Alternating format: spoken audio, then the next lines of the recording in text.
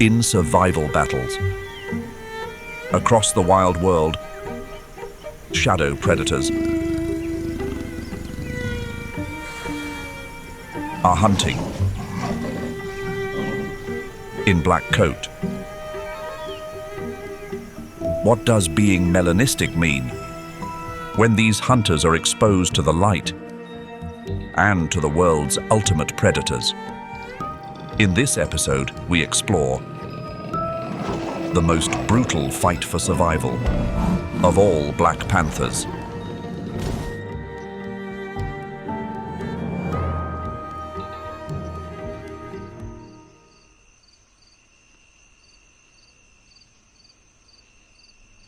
Total darkness. Shade. Advancing. Africa. The sun has not yet risen, and that is the only advantage left. People call it the black panther. It is not a species. It is a mutation, born in 1 in 10,000 leopards on this earth. 3 continents, each fighting for the same thing. Wearing the coat that evolution gave them, the same black coat. 3 completely different paths. This is called convergent evolution. And this is proof that the black coat is not chance. The black coat makes them invisible at midnight and makes them a target at midday. We begin where darkness fights hardest, where the lion pride never stops hunting.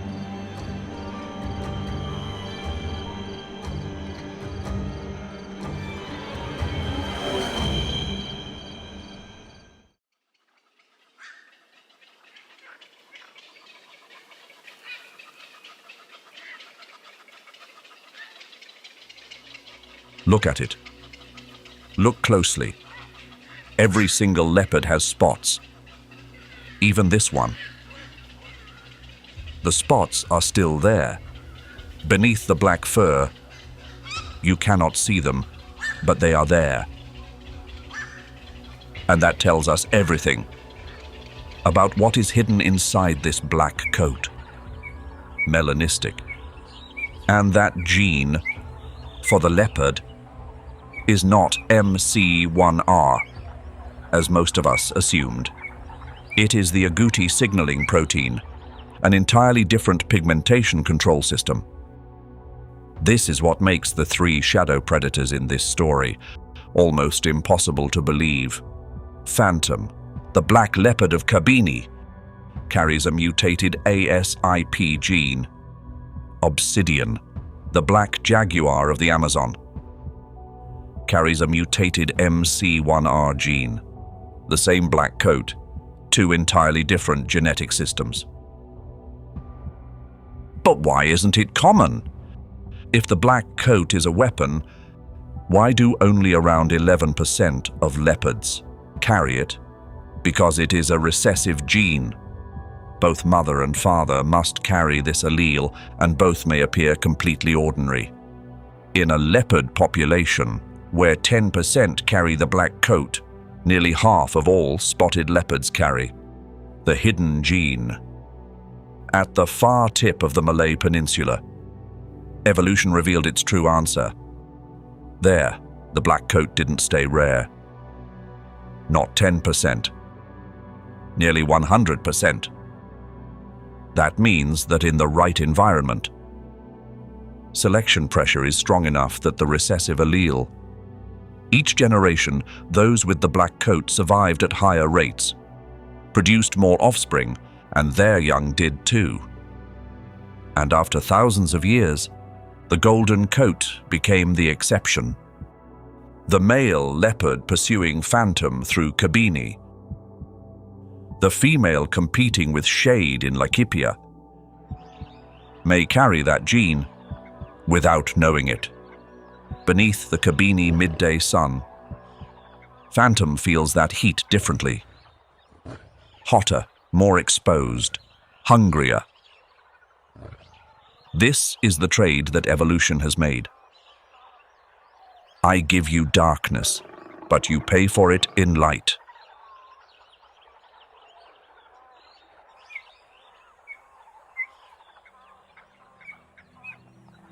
"10 confirmed. That is the number of black leopards verified across all of Africa. 10 across an entire continent. And one of those 10 lives here, Laikipia, Kenya. We call her Shade. Shade is female. Her territory covers 3 square kilometers. Inside a region where one lion pride controls 40 square kilometers. Shade's territory lies entirely within the lion pride's sphere of influence. She lives at the heart of their empire. And this has created a situation unlike anywhere else on Earth.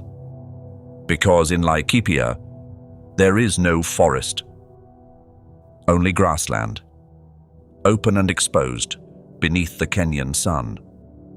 Shade lives where, by every ecological standard, a black leopard should not survive. But she survives because she has learned something that no leopard should have had to learn: how to turn open space into a weapon. The answer is not daylight. Shade does not fight the light. Shade waits for it. When the sun touches the horizon, when the grassland shifts from gold to amber to red, Shade begins to move. Because Shade is a leopard, and leopards are creatures of the night. Most active from 9 at night to 5 in the morning, night is their armor. Beneath Kenya's stars becomes her kingdom. Even on the darkest night, always has enough stars. Every morning, when the first light falls across the grassland, Shade must find Shade before the pride begins to move. 40 square kilometers, 8 lions. For them, a black leopard with a black coat becomes a moving target. The coat makes Shade invisible at midnight and conspicuous as a shadow cast the wrong direction at noon. The pride hasn't found Shade yet. Not yet, but the grassland keeps no secrets. And the pride never stops searching. This is the territory that Shade has memorized. This is what time and failure can teach. Know the terrain better than whoever pursues you. The lead lioness controls 40 square kilometers. But she does not know 3 of them. Shade's 3. The lion pride has numbers. Shade has a map. Because in this war, information is the only thing a black leopard can accumulate that the lions cannot take away.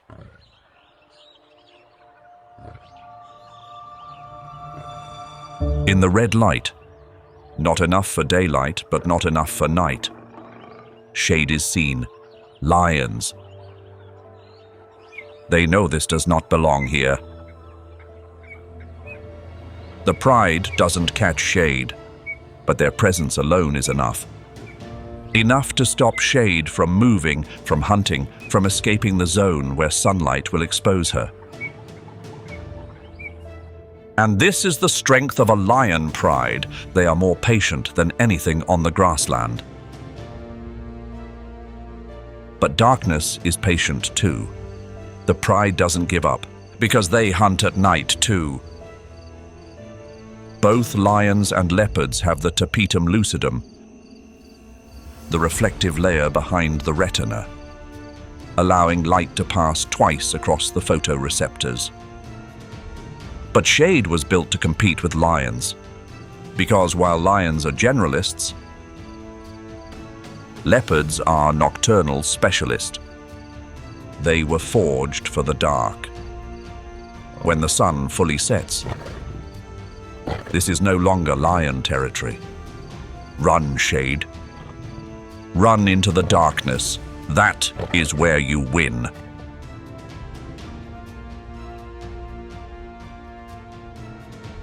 The lion pride can see the night.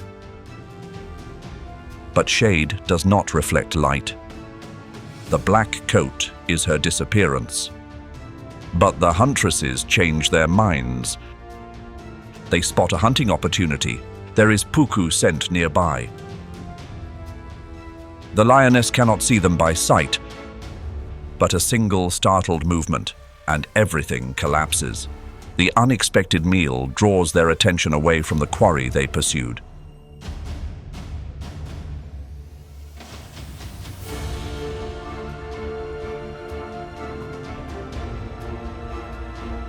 But they will search again. And shade, she has vanished. The scent of the meal spreads through the cold night air. But no one dares approach to contest it. They sense something is watching. Before dawn, shade hunts.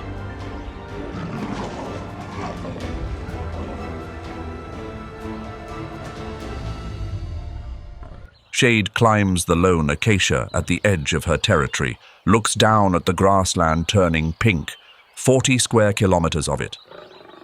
And in those 3 square kilometers, last night, shade won. Data from the Laikipia Predator Project confirms melanistic leopards at Laikipia are 23% more nocturnal than spotted counterparts. Successful hunt rates at night are higher because prey cannot see them coming. The black coat does not change the skill. It changes the information available to prey. From there is a threat to there is nothing. 8,000 kilometers to the east. Another shadow is learning its own lesson, a lesson that no lion will teach.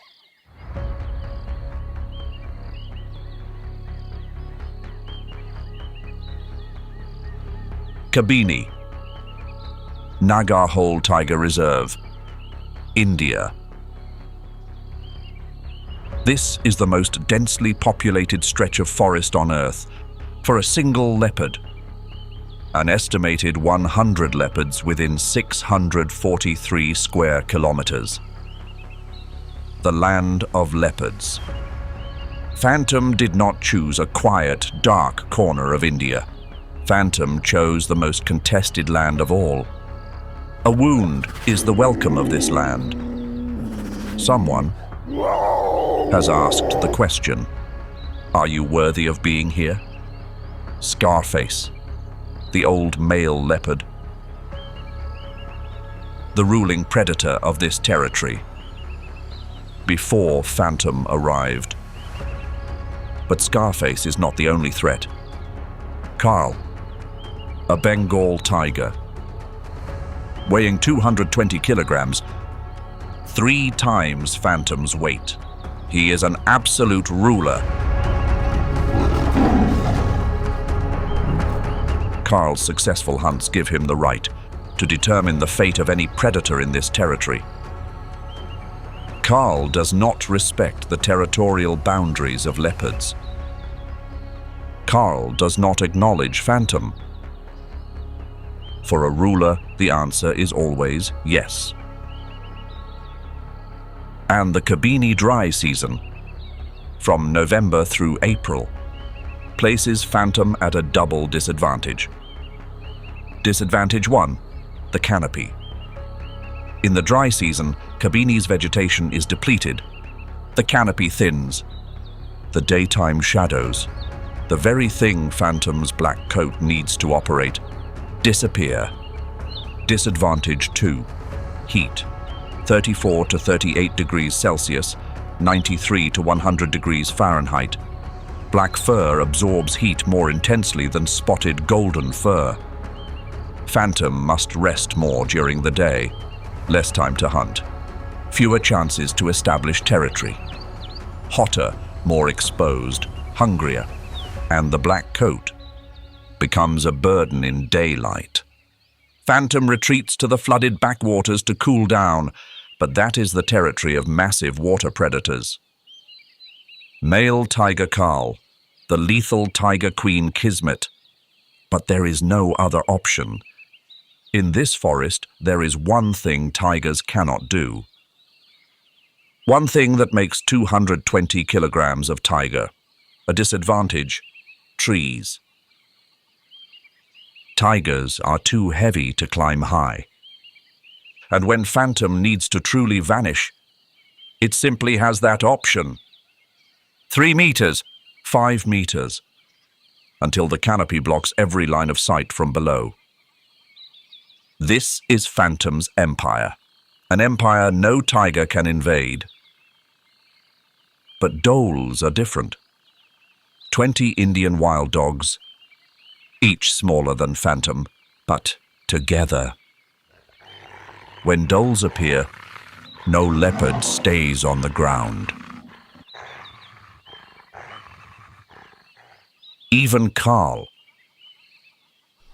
with 220 kilograms and jaws that crush buffalo bone, retreats before a dhole pack. Phantom does not retreat and learns. Langurs are the forest's memory. When they cry out, it is not always about Phantom. Sometimes it is Carl approaching, sometimes dholes, sometimes Scarface patrolling the territory boundary. Phantom learns to distinguish the langur alarm call for big cats from the call for wild dog packs. This is something the black coat cannot teach, but the forest of Kabini can. The dry season teaches the black coat one lesson. Temperature at 38 degrees Celsius. The black coat absorbs heat, absorbs it fully.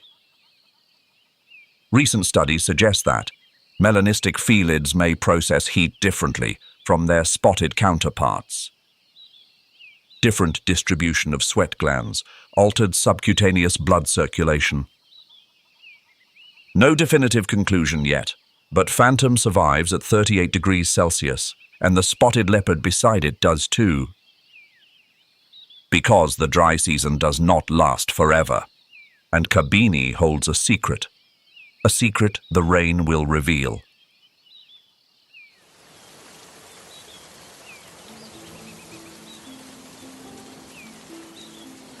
June. Moisture from the Indian Ocean pushes up onto the Deccan Plateau, and the first clouds of the monsoon arrive. Rebirth. When the temperature drops, when the canopy thickens, when the true shade returns, no longer blocked by drought. Phantom's black coat transforms from burden to weapon. The canopy fills in, day by day, hour by hour. Sunlight no longer reaches the forest floor. Darkness is no longer a gap, it is the standard. Darkness is now daylight. Here it is, Phantom's weapon, vanishing in broad daylight. Kismet, the tigress, uncontested queen of Kabini. 200 kilograms. Territory spanning more than 40 square kilometers. 1 meter from Phantom, Kismet does not stop, does not recognize it. The brighter the light, the deeper the shadow. And monsoon Kabini is the brightest light. The black coat has ever been tested against. The brighter the light, the deeper the shadow. Below is Cleo, the spotted leopard, perfectly camouflaged in dry grass, invisible to everything. Cleo chooses Scarface, the territory's dominant male, to protect her cubs, and Phantom, isolated beneath a hostile canopy. But here is the question no one asks. Is Cleo or the spotted leopards moving through this forest, carrying the gene? Possibly. According to Hardy Weinberg, in a population with 10% black leopards, nearly half of spotted leopards outside may carry the hidden allele. The next generation resembling Phantom could be born from two spotted leopards who never recognize the gene in each other. The monsoon ends, but Phantom has mastered the use of shadow. Using shade as an ally, body pressed flat against a branch. Deer are sharp, but they rely mostly on hearing, or the alarm calls of langurs. The monkeys don't detect it. They are too high, and Phantom hides very low. Once prey enters the kill zone, nothing can change what comes next. A full stomach makes Phantom calmer and more confident than ever. It is ready to challenge the current king of this territory. Cleo leaves scent marks along the trail. She is ready to mate. Phantom makes its move. Scarface knows this and is waiting. The final confrontation does not happen in daylight. It happens in the darkness of old-growth forest, where Phantom has the advantage. But not any longer. Phantom faces it directly. Kabini belongs to Phantom. It and Cleo are now the dominant pair ruling this kingdom.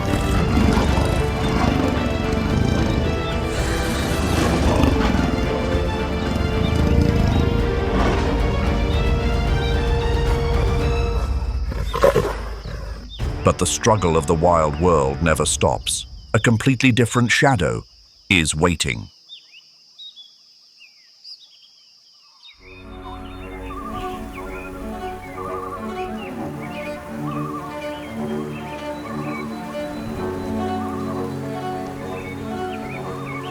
Mamirawa, Amazonas, Brazil.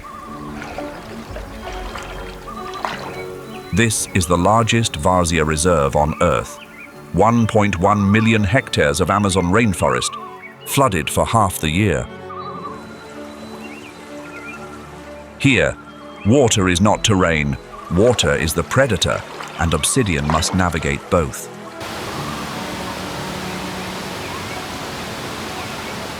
Shade hunts in darkness. Phantom waits for the rain.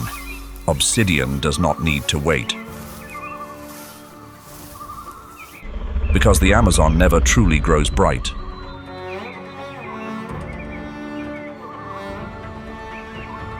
Mamirawa, canopy so dense that sunlight never truly reaches the water's surface. Here, there is only shadow, continuous, permanent, indifferent to day or night. They don't only hunt at night, they hunt by day, because here the black coat is camouflage at every hour.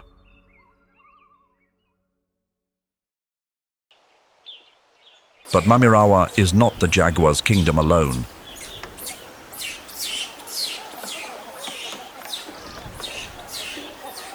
Obsidian's enemy has no legs.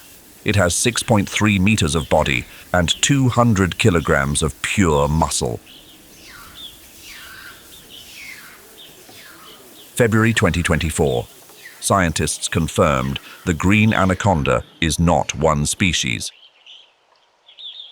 The southern green anaconda of the Pantanal and the northern green anaconda of the Amazon, two separate species.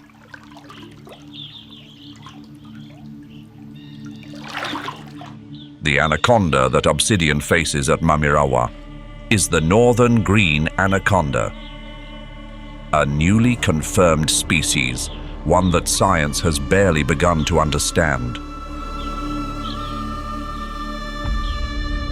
Obsidian weighs 90 kilograms. The anaconda weighs 200 kilograms, and the anaconda is in the water. Anacondas hunt through environment. They pull prey into the water, where 200 kilograms becomes a perfect weapon. The anaconda's strategy: wait for the enemy to enter its territory, into the darkness of black water.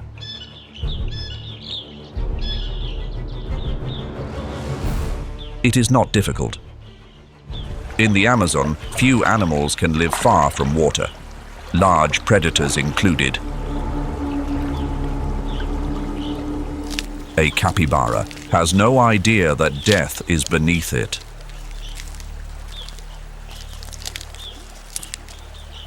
The largest rodent on the planet, but completely defenseless before the swamp's assassin.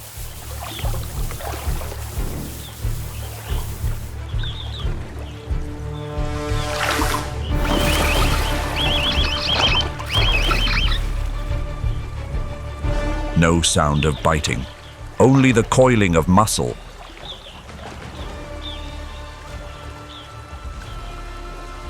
The power of anaconda lies in pressure. The anaconda's crushing force equals that of a car driving over prey's chest. The anaconda is a muscle machine, and the black river floor is its absolute kingdom.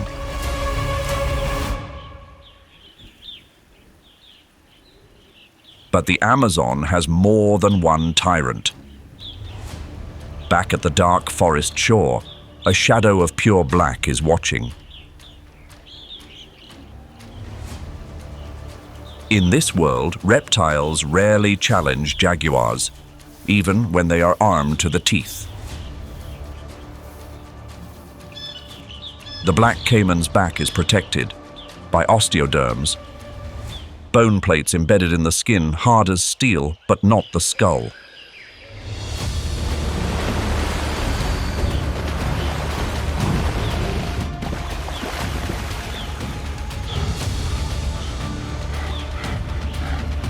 Done. It disappears into the undergrowth to eat alone.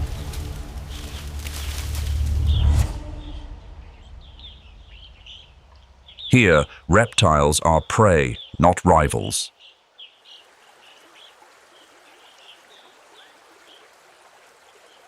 When capable of bringing down apex predators, the jaguar becomes the ultimate hunter. And no ruler wants to stop at the current boundary. It wants to drive the black jaguar from its hunting waters. But obsidian steps into the water, not because it was pulled, by choice.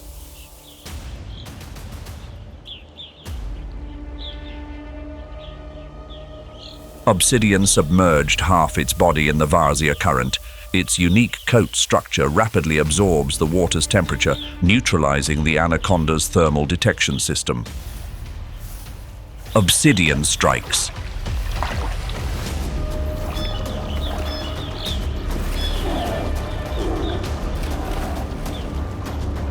The anaconda loses. It never knew the enemy already owned this darkness. Melanistic jaguars in the Amazon occur at higher rates than in any other jaguar population on Earth. In some areas of the Amazon Varzea, the proportion of melanistic individuals exceeds 50%. Compare with the Pantanal, Brazil's open, sun-drenched wetland, less canopy cover, far more light. The recessive ASIP mutation becomes a death sentence there, destroying camouflage capability.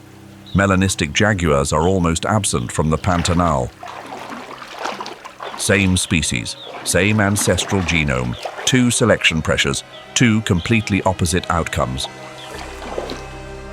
This is the most concrete evidence of directional selection in big cats, not at the level of theory alone, but across real populations, in real ecosystems.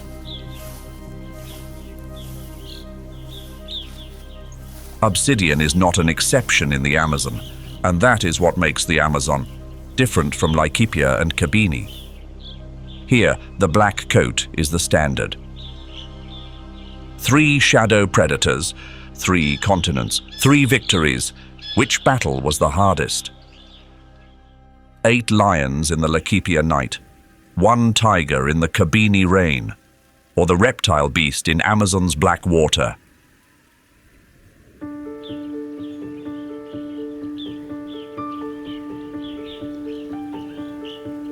Three strategies, 1 coat. And now we can answer the question. Chapter 1 asked, what did evolution make this black coat for? Not to become invisible, not to be stronger, not to escape the sun. To learn how to find the right darkness. Shade found darkness on the grassland. Phantom found darkness in the rain. Obsidian found darkness in the water. And Phantom's ASIP gene, Obsidian's MC1R gene, 2 completely different systems, arrived at the same answer. And here is what we must not forget. This gene is more fragile than we think. In the Laikipia leopard population, if 10% carry the black coat, the proportion carrying the hidden gene without showing it is nearly 50%. The leopard lying directly beneath Phantom on the branch, the spotted leopard no one notices, can carry that exact gene. A hidden gene does not disappear, it waits. But every time a melanistic leopard dies, every time a black jaguar loses its territory, a part of this gene's future disappears with it. In the 2018 final survey at Mamirawa, 5 melanistic jaguars, a number small enough to count on one hand. Evolution does not create one-directional solutions. When it gave 3 different continents the same black coat through 2 different genetic paths, it was saying that darkness is useful enough to be worth discovering twice. And perhaps the black coat was never only about darkness. Some studies suggest that. Melanistic felids may have immune system advantages or benefits from melanin's radical scavenging properties. No definitive conclusion yet. But when evolution reinvents the same thing 5 times, it cannot be for only one reason.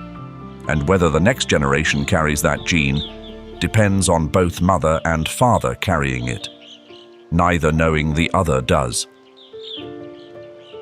If you want to understand the hunters who hunt shadow predators, the lion prides, the Bengal tigers, the anacondas, stay with us. The next story is waiting.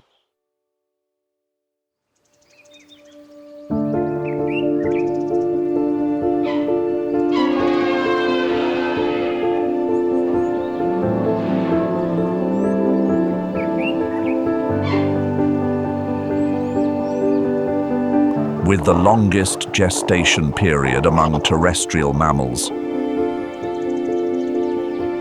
requiring 660 days to gather energy and nutrients to welcome a 100-kilogram calf.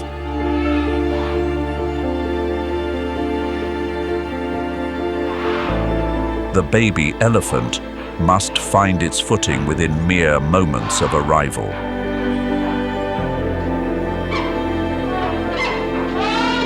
Because at Savuti, the scent of new existence.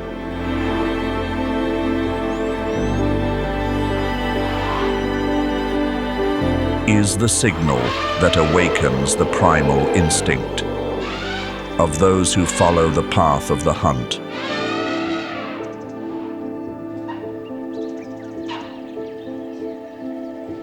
When the Savuti Channel completely receded, in 1981, artificial waterholes were established.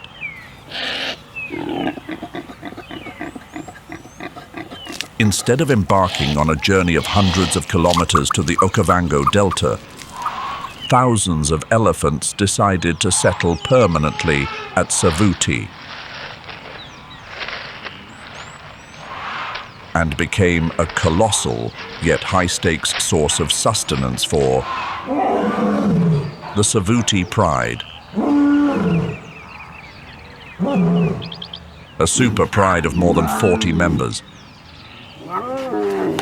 They transcend the barriers of physical scale to place the African bush elephant upon their menu of survival.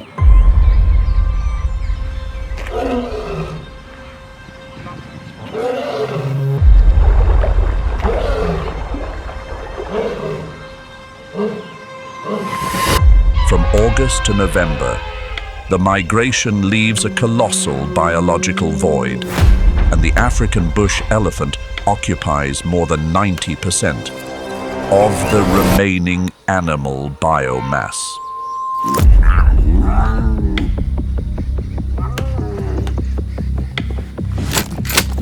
To adapt to these demanding conditions and the scarcity of traditional sustenance,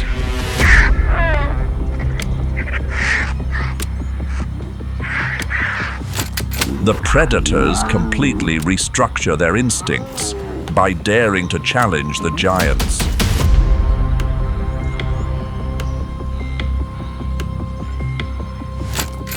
On average, every 3 days, one elephant concludes its journey.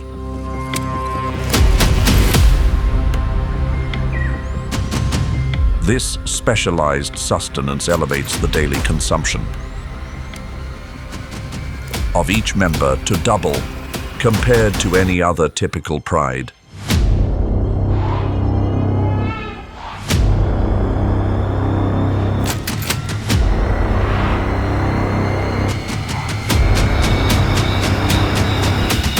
Until one moonlit night,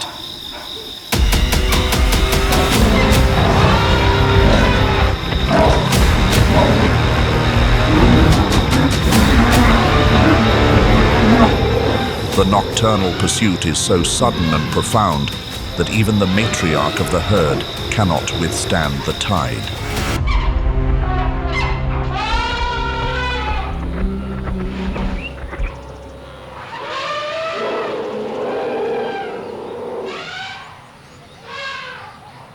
Countering the aggressive prowess of the hunters is a steadfast fortress operated under the guidance of the matriarchs.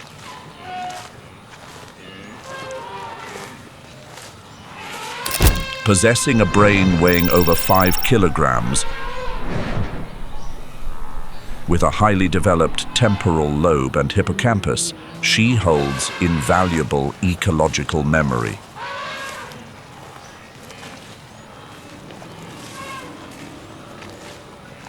During the most demanding days, the matriarch calmly leads her kin based on memory of underground water veins hidden half a century ago.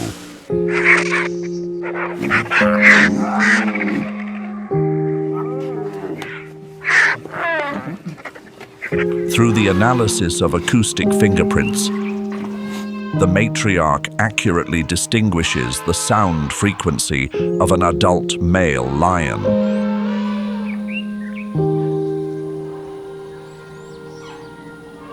From less formidable pursuers,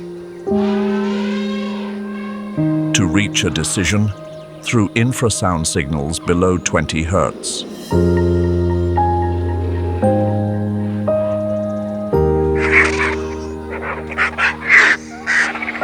Losing a matriarch, cortisol levels in the blood of the young rise sharply, softening the immune system and brain development.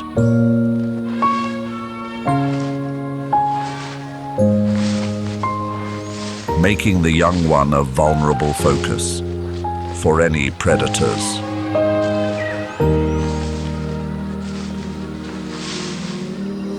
Fortunately, another female in the herd has offered sustenance to the orphaned young and accepted the responsibility of guidance.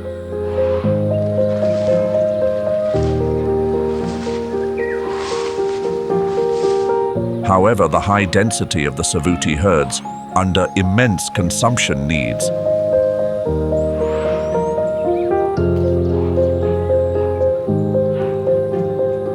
has led to a profound transformation of the vegetation.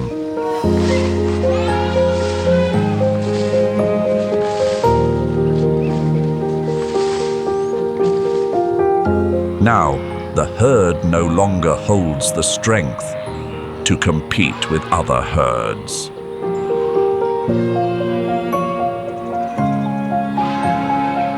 They are compelled to venture further to seek nutritional resources.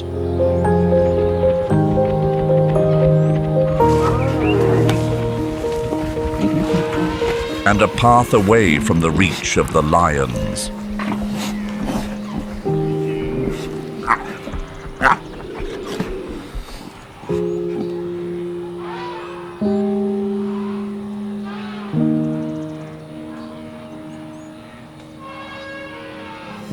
Meanwhile, the sovereignty of the Savuti pride is not an eternal privilege. From the western Mababe plains, nomadic male lions, carrying the ambition of acquisition, begin their encroachment upon the territory.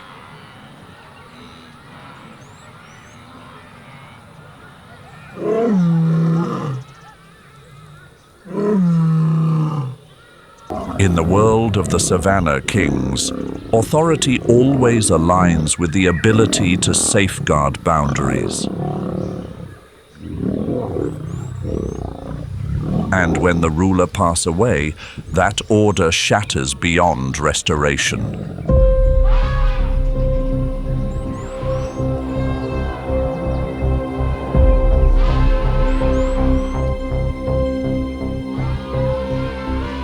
To protect the youthful generations, the proud elephant hunters are compelled to retreat toward the north. At this moment, the two most formidable forces of the wilderness, the African bush elephant and the Savuti pride, no longer stand on opposing sides of the battleground. They remain only as wandering entities, diligently seeking their final breath of existence.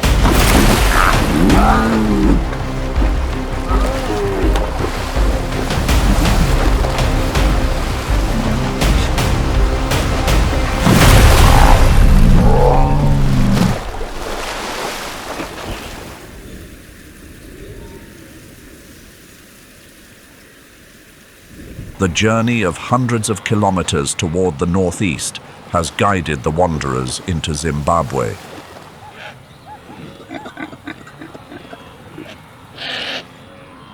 October in the Zambezi Valley.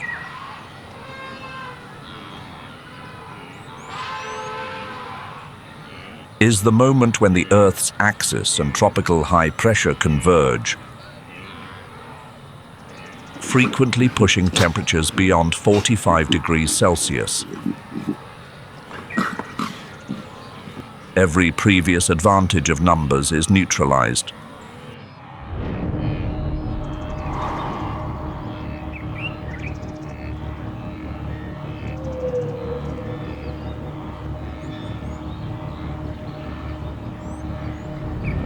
Hydration is a daily metabolic necessity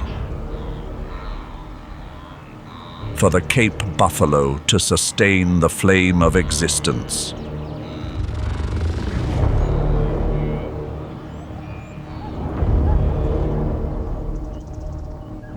A consequence of a nervous system not yet tempered through setback has led these young ones to violate the golden rule of apex predators, strategic patience.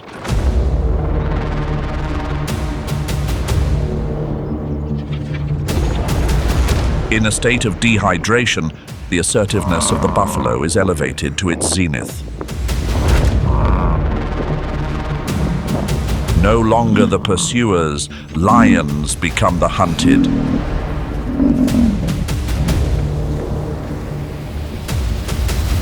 By the very ones they hunt.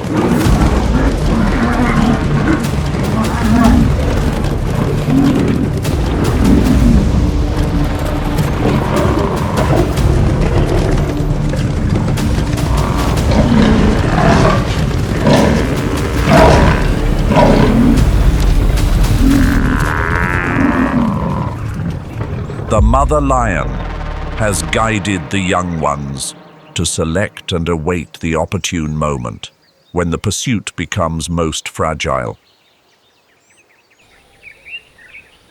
But these Cape buffalo, separated from the herd, seem anything but simple. The male Cape buffalo often depart from the protection of the great herd to establish bachelor groups with only 2 to 5 members.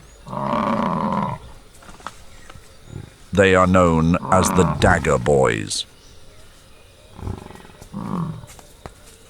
Every ounce of their energy is channeled toward a single purpose: self-preservation. They are a vast library of behavior, allowing them to interpret every movement of the most formidable pursuers before the engagement even begins.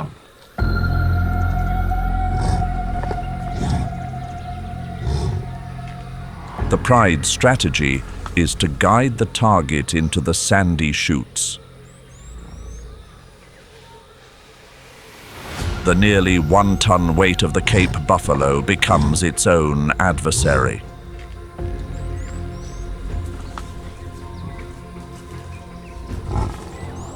But the dagger boy completely shatters the pride's efforts to control its center of gravity.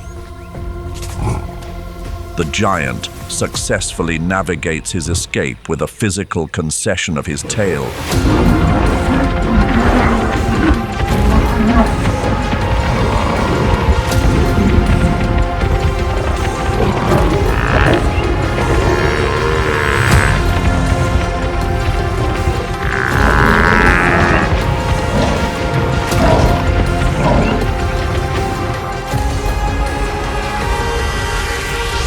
This setback uncovers the tactical developing stage of the young hunters.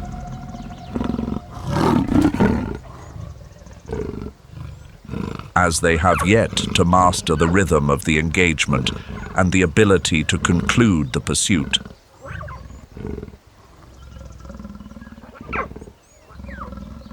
Before the intense resistance of an entity guarding its final existence.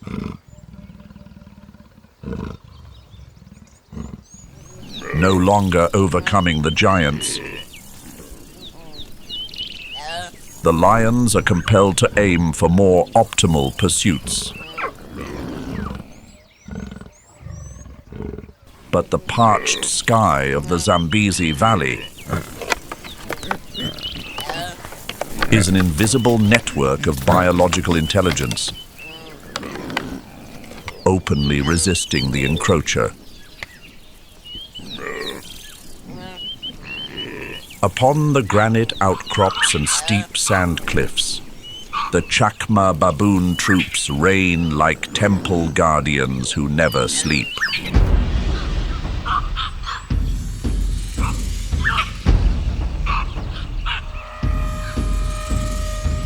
With trichromatic vision, similar to that of humans, the Chakma baboon easily uncovers the straw-colored camouflage of the lion within the dry grass.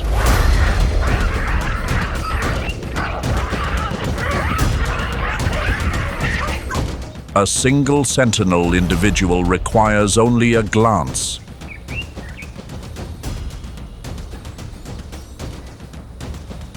to identify even the slightest shift. It is an interspecies signal. The element of surprise is completely neutralized.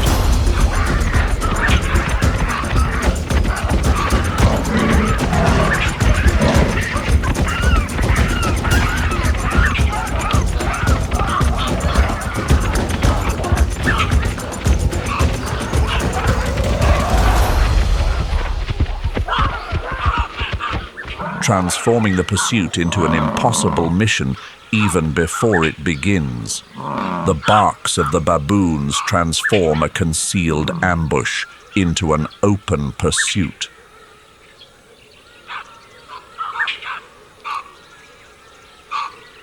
The warthog is still expected to be an accessible target due to its sturdy appearance.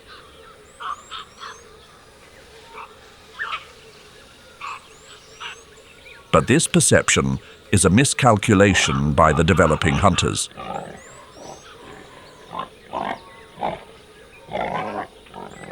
The warthog effortlessly utilizes the flexibility of its joints to execute intricate and sharp maneuvers.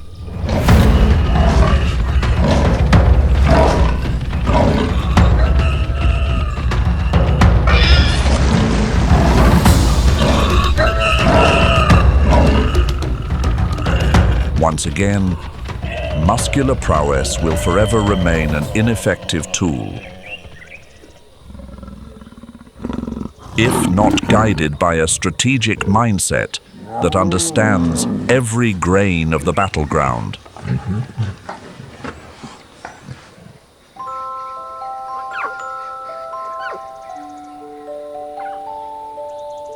Not only wrestling with tenacious pursuits, the youthful pride also endures dual pressure from the environment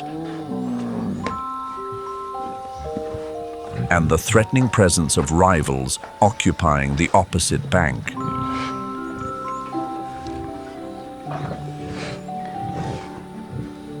The lions begin to conquer the heights of the leadwood and acacia canopies.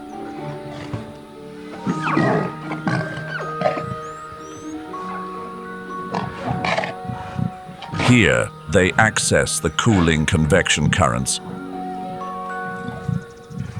and an absolute panoramic view of up to 2 kilometers with a retinal structure optimized for detecting movement.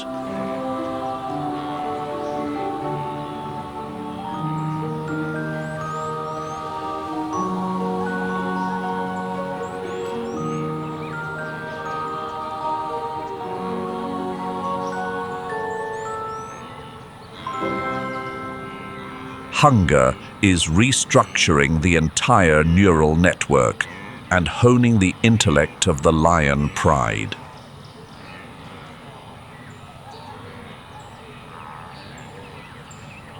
The young hunters have entered a phase of evolution in apex cognition.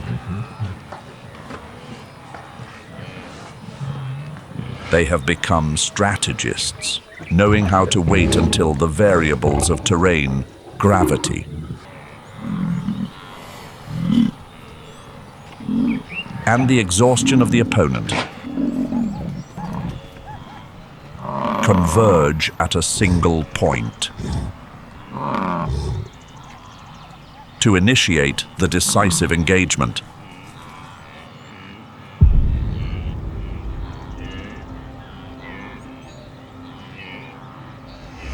The lion pride remains perfectly concealed atop the sandy chutes,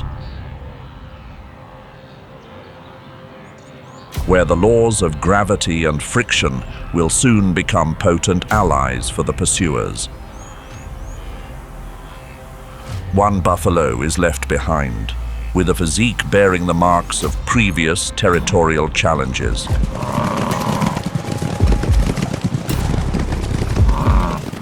While the lead female draws all focus from the direct front, the youthful lions immediately advance from the blind spots, establishing anchor points.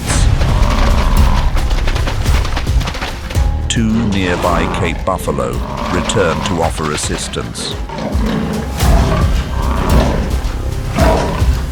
The lion pride is no longer a group of awkward apprentices.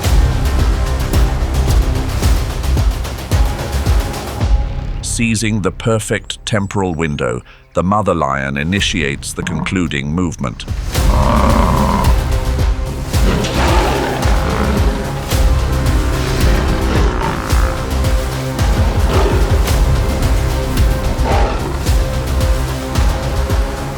This successful engagement serves as a milestone marking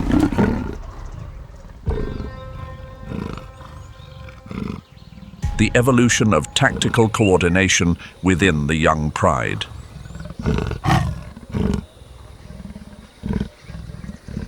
Pride has been restored, and yet the grand gathering of nature has only just begun.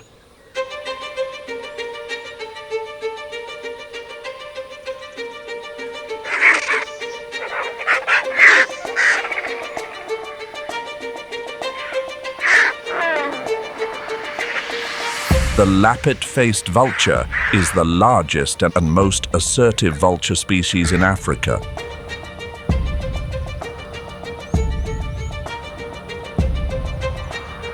With a gastric pH level nearing 1.0, they possess the ability to neutralize the most formidable pathogens such as anthrax or botulism.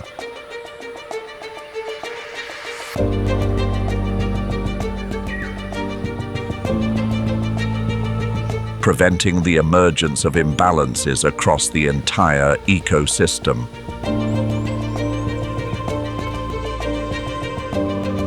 Here, the youthful lions encounter their final trial, safeguarding their sustenance.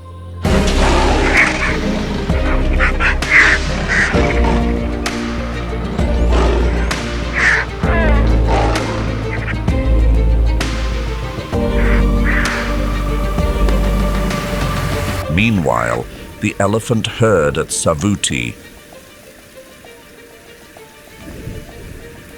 welcomes the destined rains of November.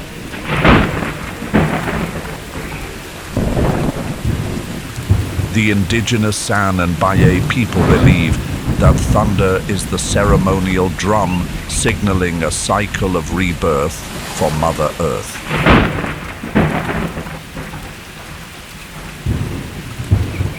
As for the new dynasty of the Savuti Pride, this is the moment their prowess reaches its ultimate threshold, with a cunning asymmetric advantage.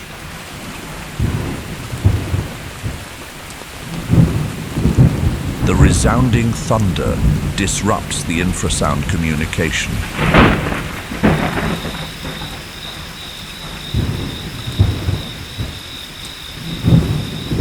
Which serves as the vital bond of the elephant herd.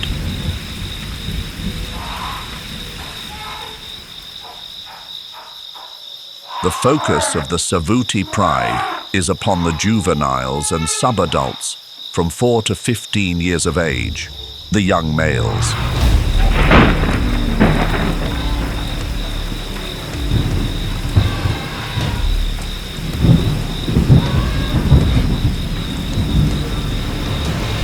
With their curious nature and the more relaxed protection from the herd.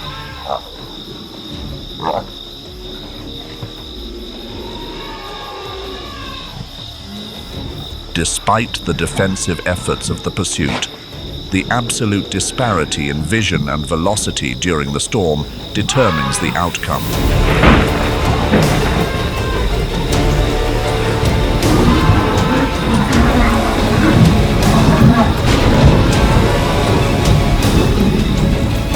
After a profound night, the herd attempts to locate their missing member.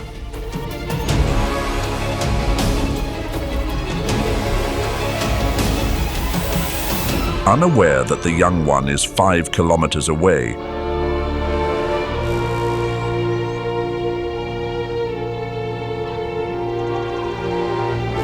the instinct for survival urges it toward the waterhole.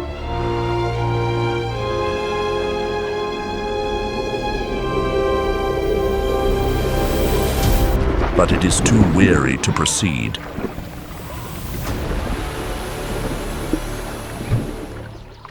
In the end, the elephant encounters no further struggle.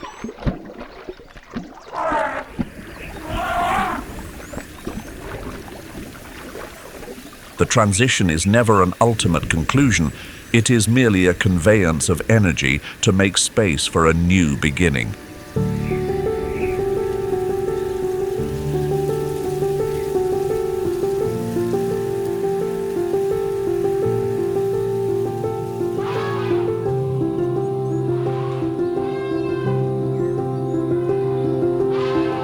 The matriarch has just welcomed a new male calf.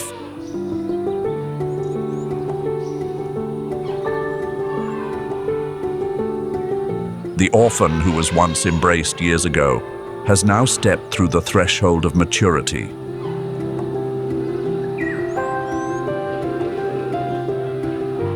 It assumes the role of safeguarding the younger sibling, much like the way the elder once offered dedication for its sake.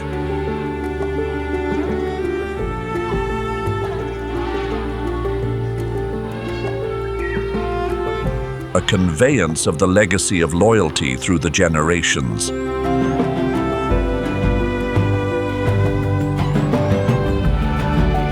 The savannah may reclaim everything.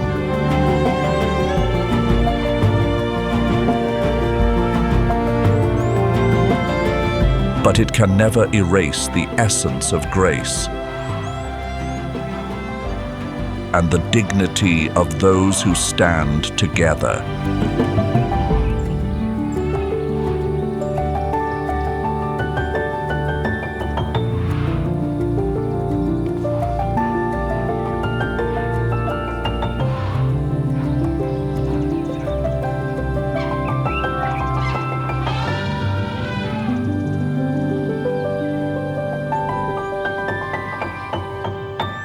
Departing from the perilous sand cliffs of Savuti to advance into Zambia. Reaching the southern extremity of the Great Rift Valley.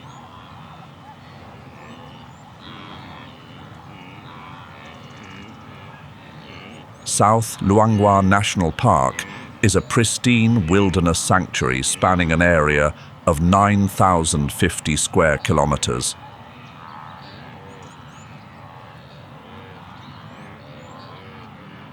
In the 1950s, amidst a global context that still regarded hunting as a measure of conquest, the conservationist Norman Carr pioneered the establishment of the walking safari.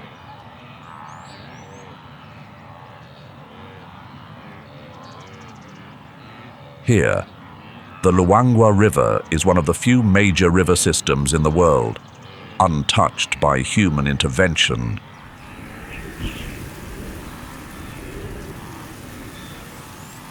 The freedom of the waters has created a characteristic terrain with numerous oxbow lakes and fertile floodplains where the density of leopard and hippopotamus is the highest on the entire continent.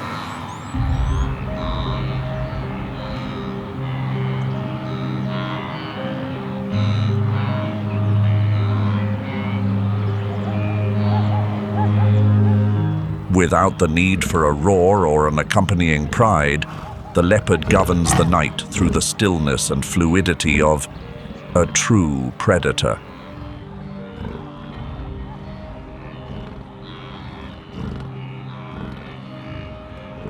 The scale of this species ranges from 30 to 90 kilograms, depending on gender and environmental conditions, with a body length that can reach nearly 2 meters.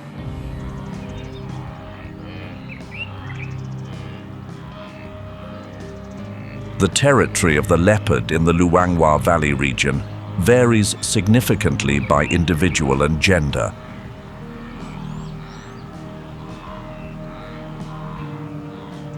A male may occupy an expanse from 28 to 56 square kilometers, while a female oversees areas from 3 to over 40 square kilometers.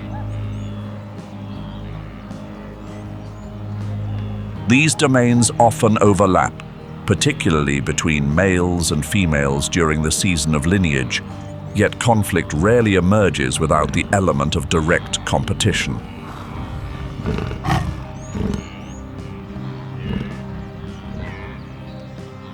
Owing to a diverse dietary repertoire, the leopard adapts seamlessly to various environments, including the arid open woodlands of central Luangwa.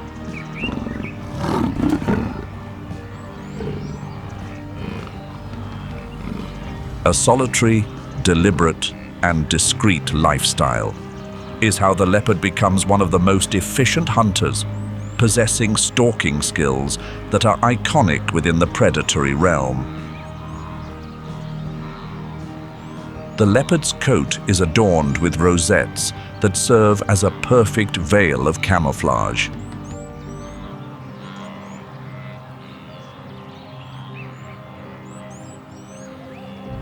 With nocturnal vision approximately 7 times that of a human, they utilize the darkness as a cloak, covering every movement. When the moment is ripe, they surge with a velocity that can reach 58 kilometers per hour.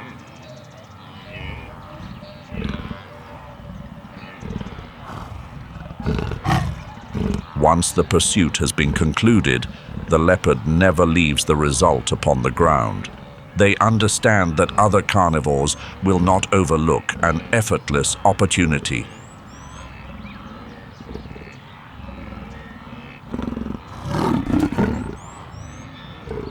The Cape baboon begins its day with confidence and commotion, as if this land is a familiar sanctuary.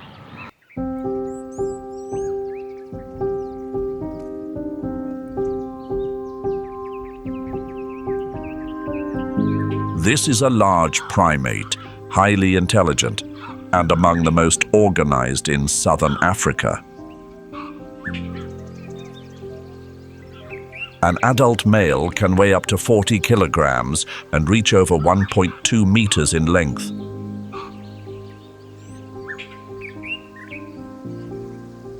Approximately triple the average mass of a female.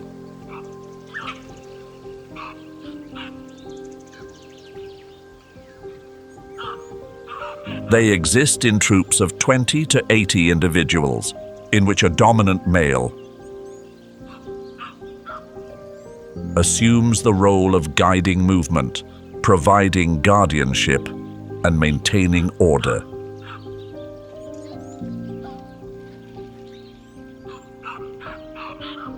These enduring social bonds not only unify the troop when encountering a predator, but also foster a community with high capacities for learning and adaptation.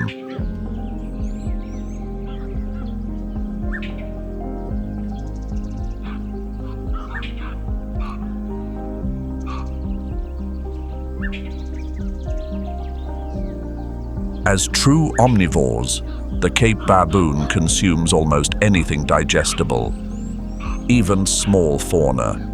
The Cape baboon often monitors the seasonal shifts of resources, particularly the fruiting groves along the Luangwa River or near the wetlands during the rainy season.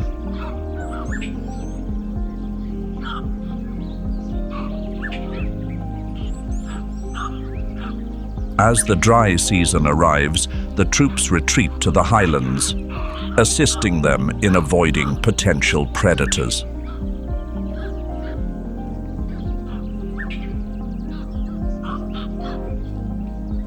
Despite being a focal point for hunters, the Cape baboon has been documented to organize collective responses for defense. The communication capabilities of this species are regarded as among the most sophisticated within the realm of non-human primates. They utilize over 30 distinct vocalizations combined with facial expressions and body postures to warn, coordinate, or convey emotions within the troop.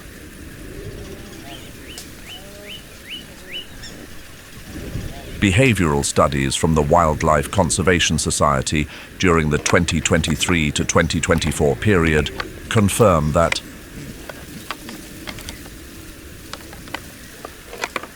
the physical language of the Cape baboon can shift depending on the social context, the terrain, and the intricate relationships between individuals in the troop.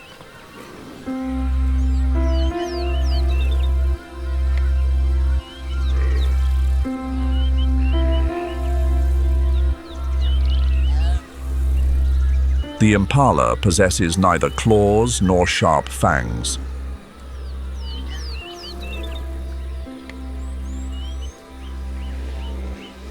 only a keen intuition and instantaneous reflexes to navigate their existence amidst a wilderness filled with profound challenges.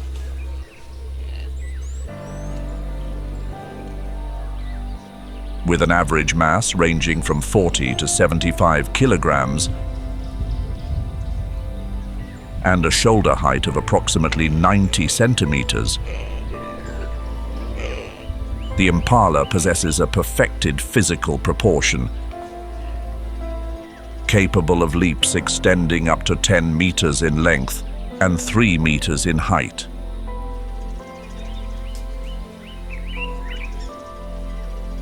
The impala may be perceived as an essential nutritional link in the eyes of many carnivores in South Luangwa. Yet they are by no means passive.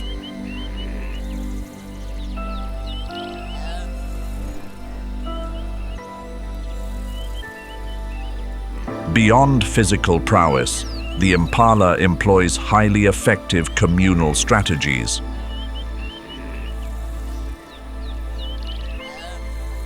Living within a herd minimizes the risk of being a focal point, aided by the dilution effect.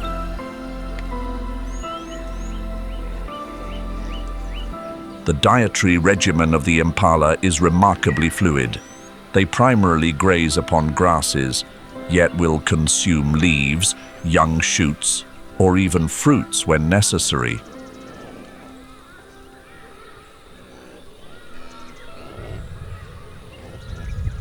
The ability to transition their sustenance allows the impala to endure across various climates and vegetation types. A vital advantage in an ecosystem continuously reshaped by environmental shifts.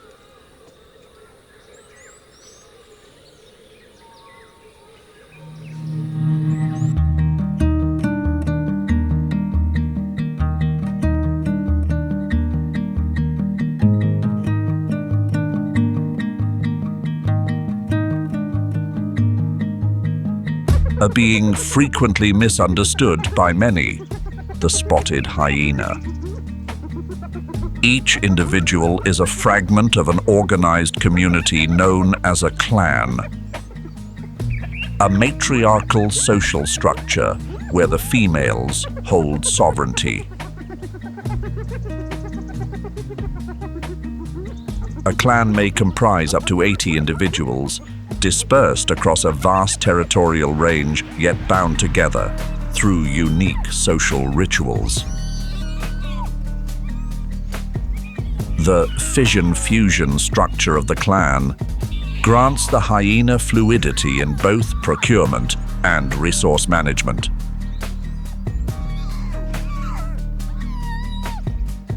Existing far beyond the scavenger label often imposed by human perception in approximately 60% of instances. The spotted hyena actively organizes large-scale, cooperative, and efficient pursuits.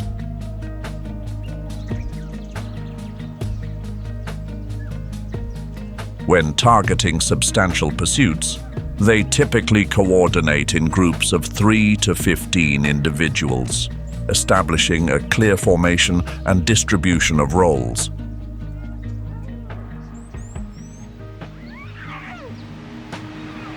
With a velocity of up to 60 kilometers per hour and superior endurance, they can maintain the pursuit over distances of several kilometers. The bite force of the spotted hyena reaches 4,500 newtons. The most formidable among all carnivorous mammals.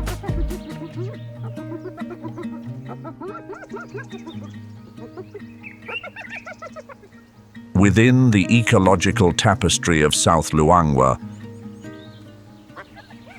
the role of the spotted hyena includes the processing of organic remains.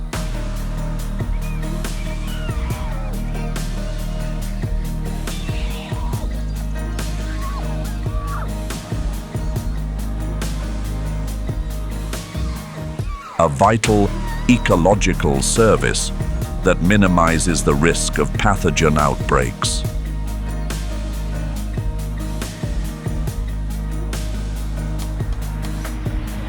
Their dietary versatility and highly resilient physiology represent a profound survival advantage.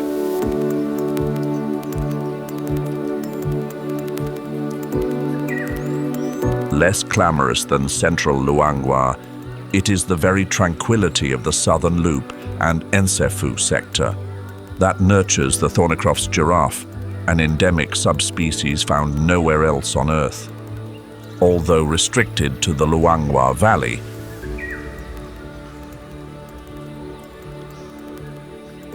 primarily within South Luangwa National Park and segments of Luambe National Park.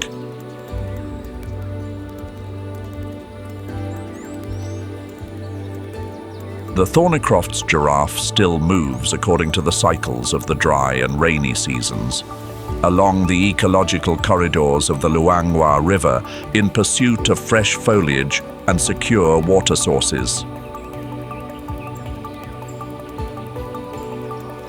This movement is not a long-distance migration, such as that seen among the herbivores of the Serengeti Plains. Yet it plays an essential role in maintaining biological equilibrium.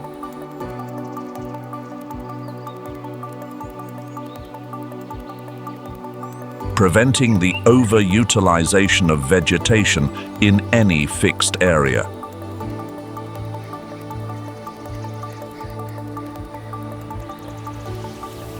The southern loop and Nsephu sector also serve as the sanctuary for the Crawshay's zebra. This is a rare subspecies of the plains zebra. They primarily inhabit the dry grasslands and savannas to the east of the Luangwa River.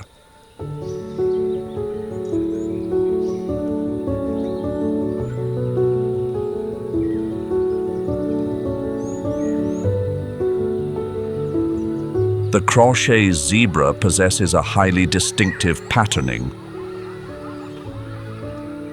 void of the shadow stripes, commonly seen in the Burchell's zebra. The lion has no need for a display of power. Its mere presence is enough to command the caution of the entire savanna.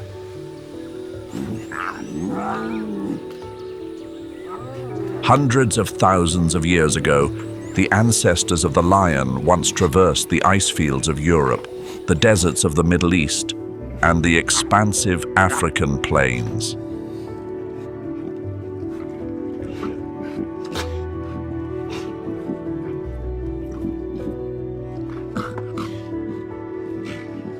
But today their footprints are primarily found within sub-Saharan Africa, with a single relict population remaining in India. South Luangwa stands as one of the final natural strongholds, maintaining a stable and high-density population.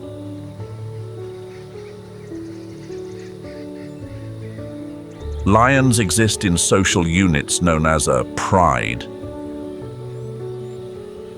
with the lionesses serving as the soul of the group.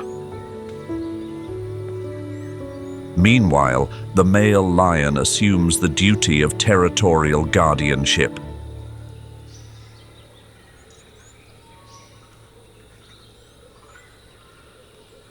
From May to October, the dry season renders water sources scarce and vegetation brittle, compelling most fauna to converge upon the final remaining pools. Their fluid physiology allows for leaps exceeding 11 meters in a single bound. According to 2024 statistics from Panthera and the IUCN Red List, the lion population in Africa has declined by over 40% in the last 30 years, with total estimates now ranging between only 20,000 and 25,000 individuals in the wild.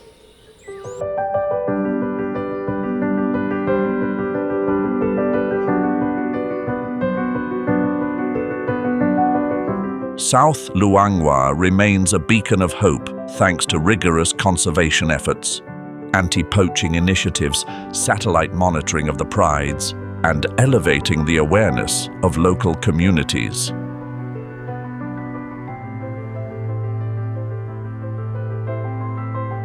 Certain renowned prides in central Luangwa, such as the Big Pride,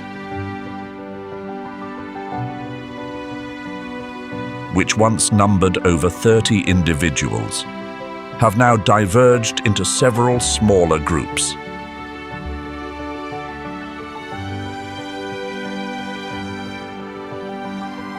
They are dispersed around regions such as Mwamba and Nsefu, continuing to write the saga of their dynasty upon the grasslands and red soils of this valley.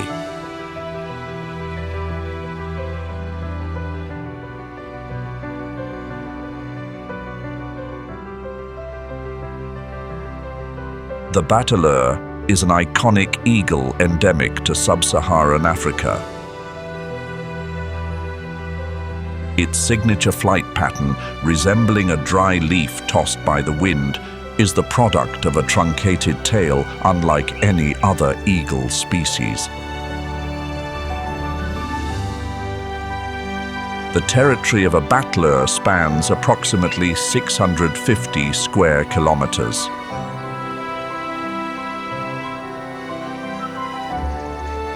They are uncompromising toward encroachers, particularly those of the same gender.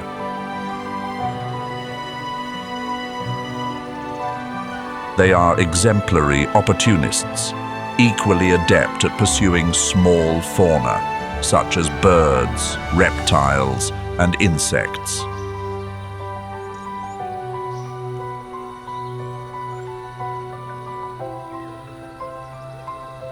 As they are at processing the remains of larger beings. They are often among the first to identify organic remains from a distance, surpassed only by the vultures.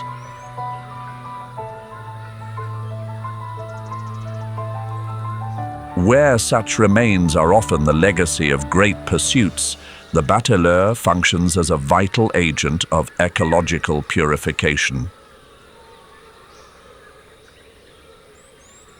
The bateleur frequently bathes in the pools, lingering after the rain, thereafter perching upon high branches with wings outspread to dry its dense plumage and absorb the solar warmth.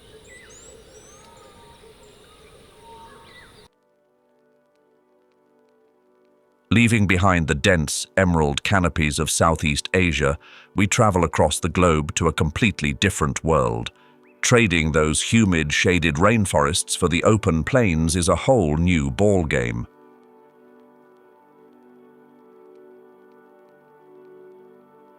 We now step onto the sun-drenched golden horizons of the African savanna.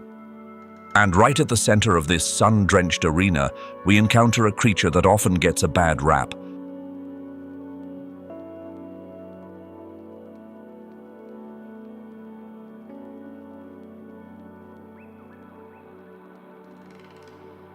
But truly commands our respect, the spotted hyena.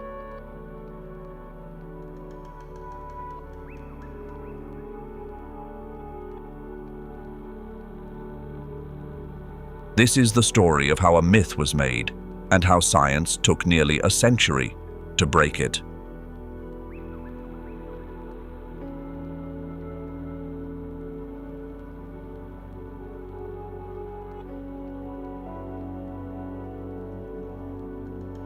Hyenas eat carrion. Hyenas live off others. The hyena is the coward of the savannah, its giggle the sound of the undeserving.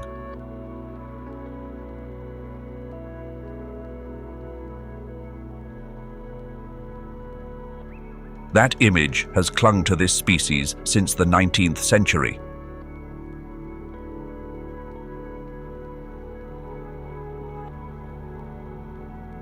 reinforced by hundreds of documentaries, thousands of pages of text, and the natural human instinct.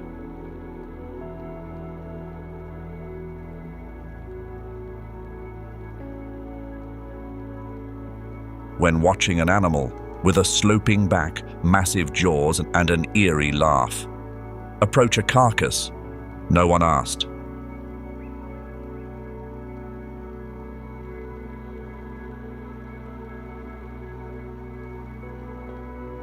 Whose kill it was? Hans Kruk. In 1966, Ngorongoro crater, Tanzania. Kruk arrived to test, no hypothesis.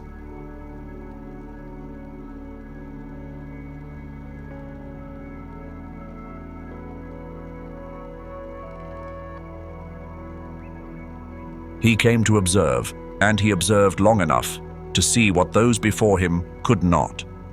The hyenas were eating prey that they had hunted themselves.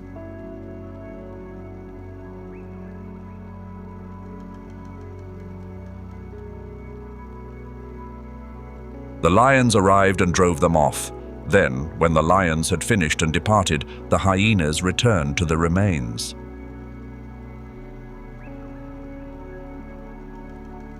Kruk wrote it in The Spotted Hyena, published in 1972, page 141, in the flattest scientific language.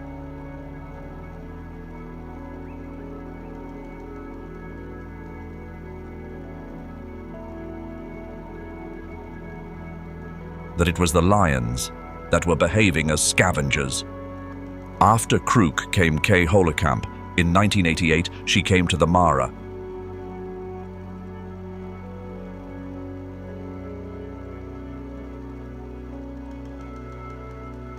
To begin a long-term study of the spotted hyena.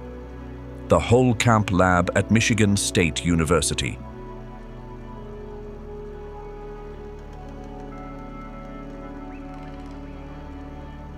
Now tracks 4 clans in the Mara: Talik West, Serena North, Serena South, Happy Zebra, and an unknown clan.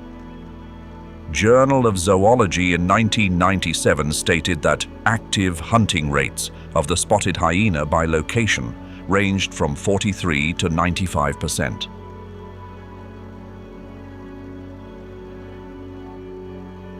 At the Mara, 80% of the food was earned through tactical via a 5-kilometer acoustic network.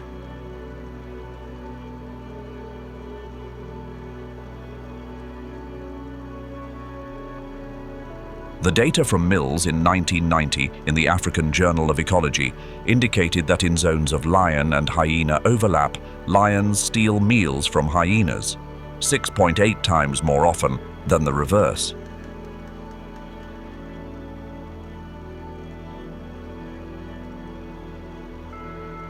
Roughly 14% of all hyena meals are taken away. The myth is inverted once more, when not only is the hyena not the scavenger,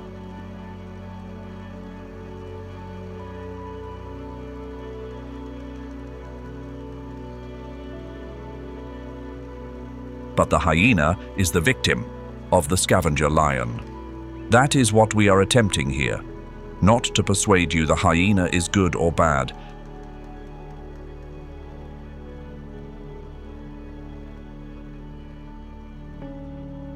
because those categories do not apply in ecology, which helps you see the Mara clan for what it truly is.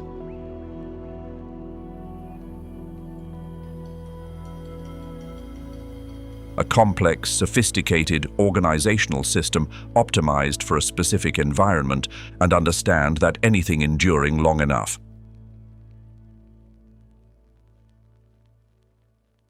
In demanding conditions like the Mara, has its own rhyme and reason. And the next time you hear the hyena's call in the dark, remember that it is not the sound of cowardice.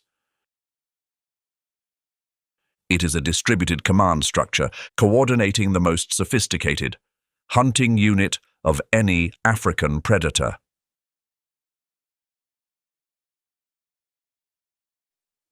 When the smallest adult female enters, the largest male steps aside. Because in the Mara clan system, rank is not something you negotiate or contest daily. It is determined once and endures until someone above you in the hierarchy dies.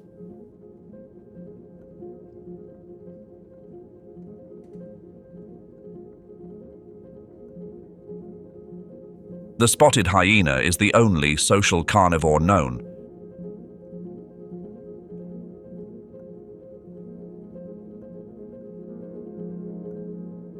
In which females dominate completely at the systemic level.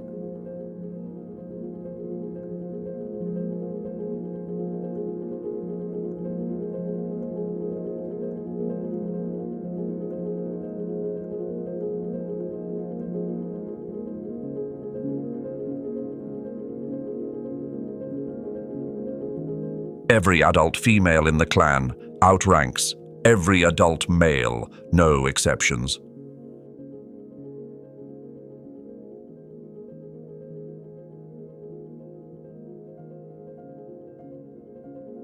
The mechanism is prenatal. Female hyena fetuses receive abnormally high androgen doses in the womb.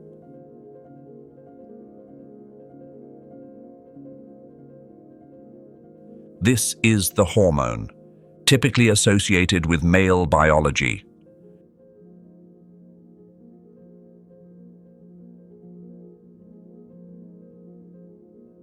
The result is that adult females outweigh males by 10 to 12%.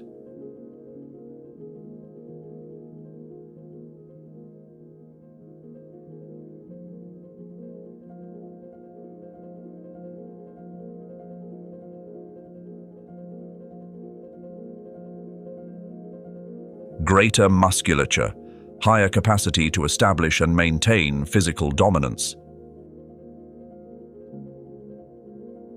And that status is passed down without skipping a beat. A daughter inherits her mother's rank within 6 months of reaching adulthood. The mother's rank transfers.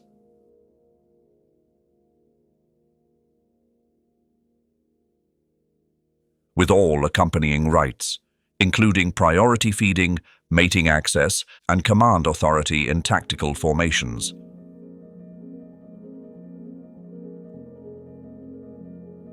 A functional aristocratic system, secured and enforced by social behaviors thousands of times day in and day out.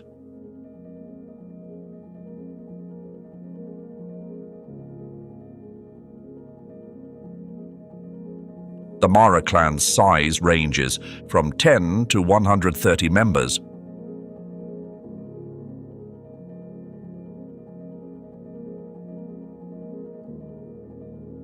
Depending on territory and season.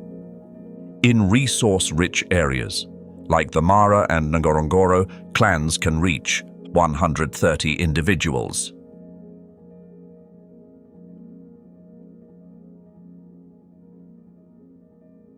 The alpha female controls 3 things, including feeding priority, mating access, and social order across the entire organization.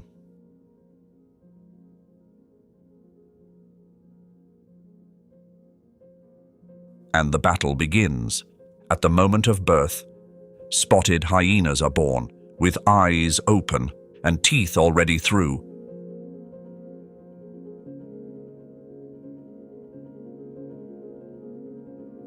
Within hours, littermates begin to fight.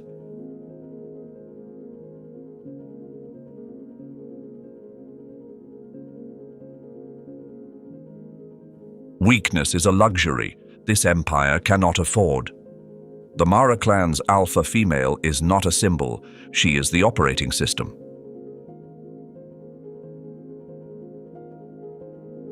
This is why the Mara clan is not a pack.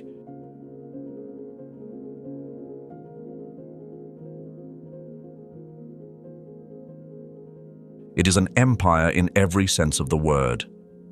But that empire does not operate as a single monolith.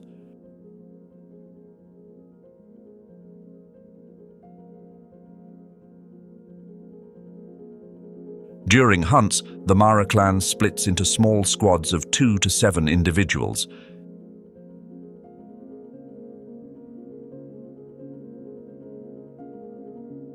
and is always led by a high-ranking female. These micro-alliances operate semi-independently within the broader territorial boundaries and will merge for major objectives.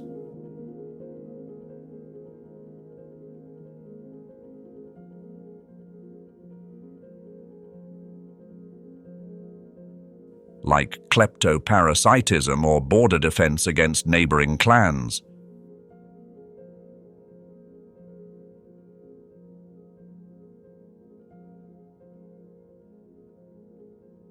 The true strength of the structure.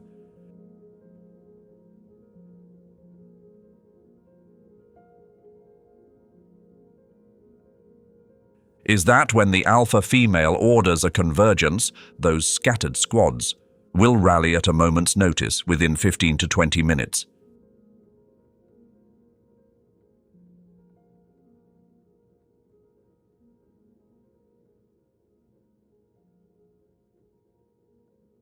This is the foundation of the crescent, not spontaneous or a free-for-all.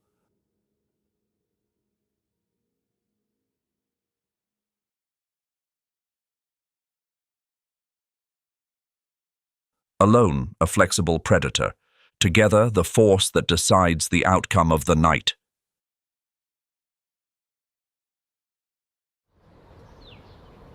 The spotted hyena's bite force is approximately 1,100 pounds per square inch. But the number is only half the story, the other half is application.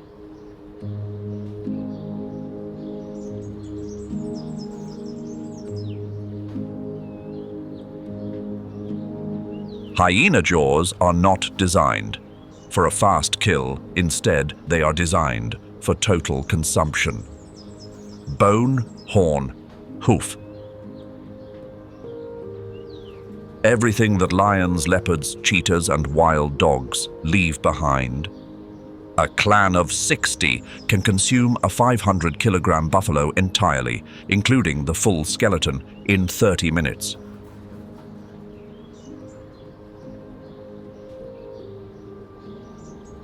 That process is not only efficient in terms of food consumption, but it also fast-tracks the return of calcium and phosphate to the soil by years compared to natural decomposition.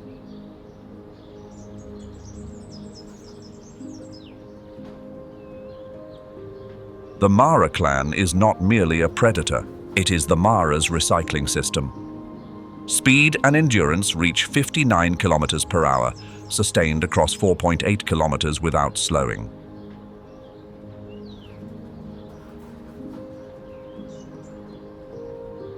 But the key is not speed, it is the distance threshold. At 300 meters, the lion wins hands down. 80 kilometers per hour is something no species on this savanna can keep up with, within a range of 300 meters.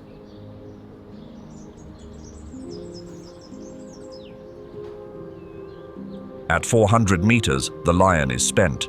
The hyena is not.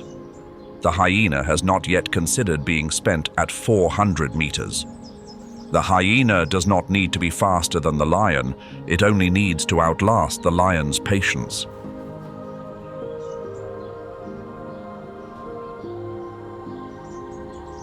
And the 5-kilometer call of the 4-channel acoustic system increases in frequency by more than 40% during the dry season. The Mara clan is coordinating more complex operations in a more demanding environment. Its acoustic neural architecture does not collapse under pressure.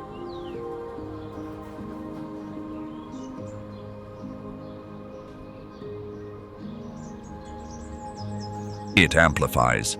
But ears are not the only weapon.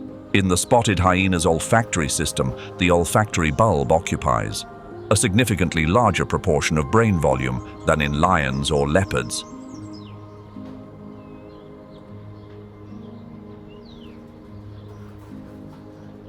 According to East and Hofer in the Journal of Zoology, spotted hyenas can detect and track prey scent across 4 to 6 kilometers and distinguish the individual scent of every clan member, including rank, physiological state, and stress level.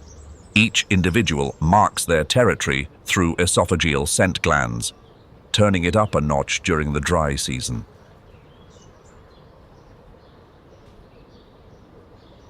The Mara clan's territorial map is not memory. It is written in real time onto the Mara's landscape in chemistry by 60 to 130 individuals continuously updating it. Lions see with eyes and hear with ears. The hyena reads by map.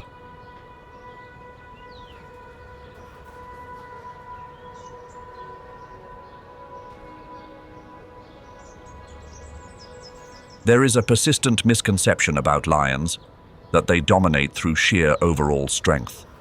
The reality is more nuanced and in some ways far more interesting.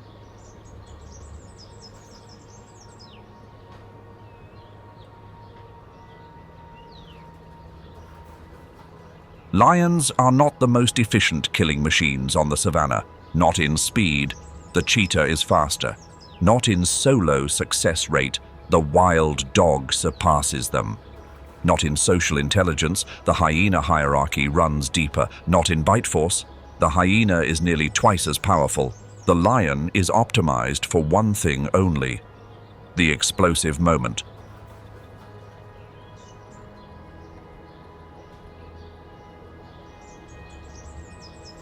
A lone lioness succeeds in fewer than 19% of hunts. 81% end in failure. That sounds poor, until you remember she is targeting prey many times her size on open terrain with no element of surprise.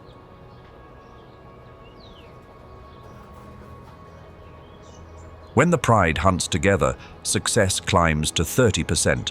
The quality shifts entirely, not rabbits, not small gazelle, but adult buffalo, giraffe, zebra. Stander and Albon in Oikos in 1993 documented that flanking positions in column formation achieve 3 times the success rate of central positions.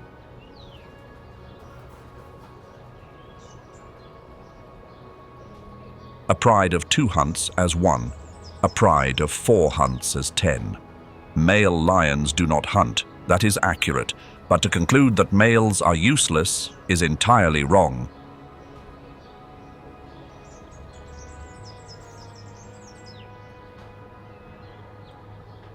A male patrols the perimeter every 2 to 3 days. Packer et al. Found that coalitions of 2 to 3 males control territories of 500 to 2,000 square kilometers.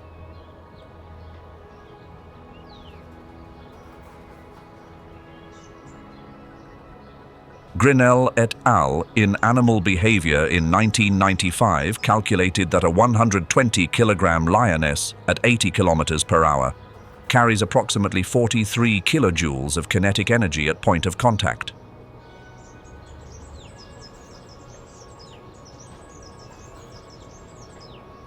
The male broadcasts the kingdom. The female runs it.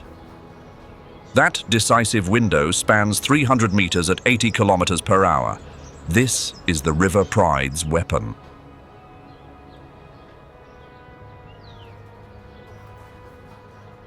Against the hyenas on that drought night, the River Pride deployed exactly that.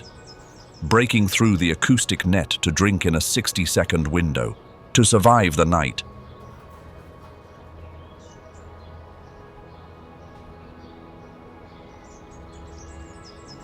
Fast twitch fibers make up an unusually high proportion of lion back and hip musculature. Significantly more than hyena and wild dog, per comparative anatomy research by Hudson et al. Fast twitch generates explosive force. The cost: rapid adenosine triphosphate consumption and lactate accumulation that degrades performance beyond 300 to 400 meters.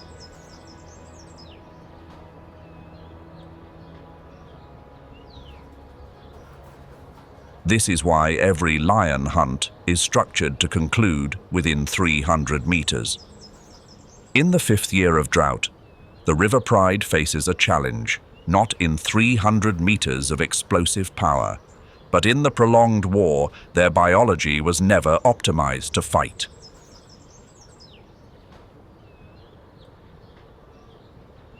There are things in the natural world we call instinct, because no better word exists. but with lions, recent research has found the mechanism.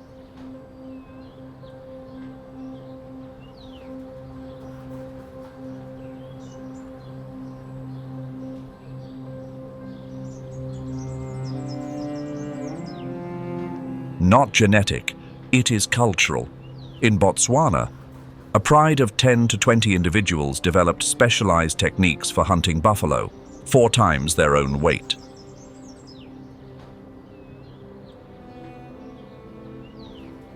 The approach angles vary by terrain, time of day, and the size and condition of the buffalo herd. No lion is born knowing this.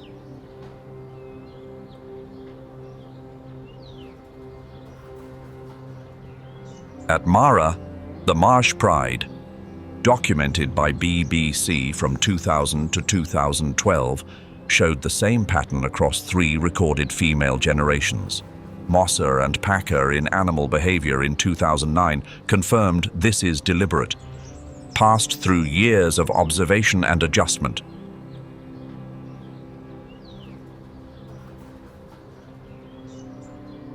Not instinct, strategy taught, learned, transmitted through the hunt. The contents of that library are more specific than you might expect.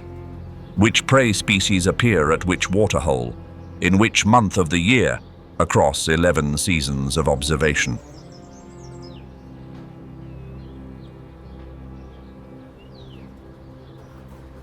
The optimal approach angle for each specific terrain feature across 40 square kilometers of territory.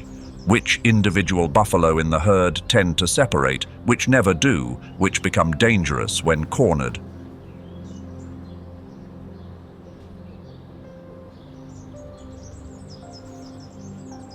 This is specific intelligence, stored not in genes, but in the body memory of a single individual who cannot be backed up. Sasaki et al. In PNAS in 2020 found that the loss of one experienced individual leads to 10 to 15 years of recovery for complex hunting techniques.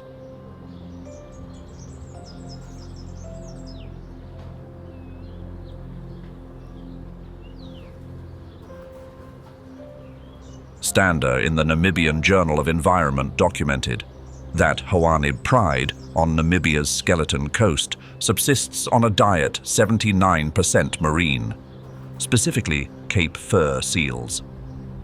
No other lion population on Earth does this.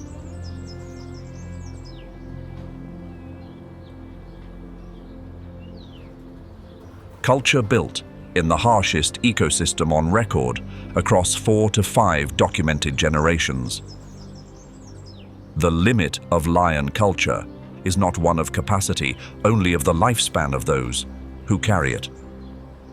Hoanib pride raises a larger question. If lions can learn to hunt seals on a desert coastline, what remains beyond their capacity to learn?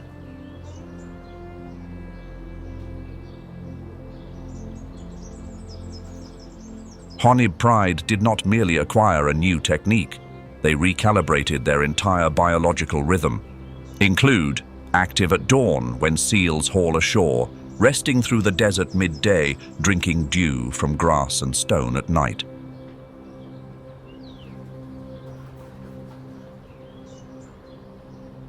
No fresh water within 30 to 70 kilometers, no typical grassland prey, but 4 to 5 generations of accumulated knowledge about how to operate in an ecosystem entirely unlike their own.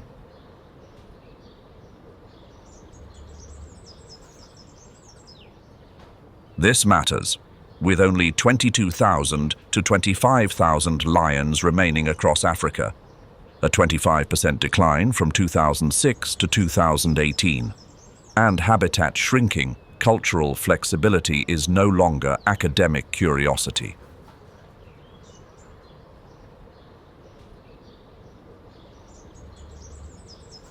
It is the capacity to adapt to a world changing faster than genetic evolution can track, but cultural flexibility takes 4 to 5 generations, as observed at Hoanib.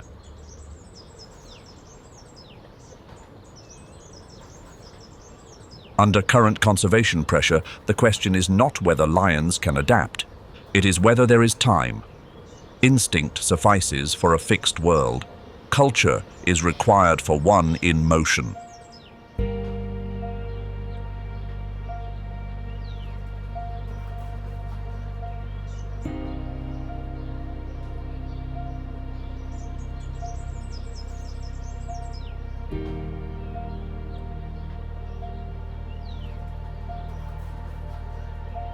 The Masai Mara is not a backdrop, it is a character. And like all complex characters, understanding its behavior requires understanding the history and pressures shaping its present. The National Reserve covers 1,510 square kilometers and is the administrative boundary.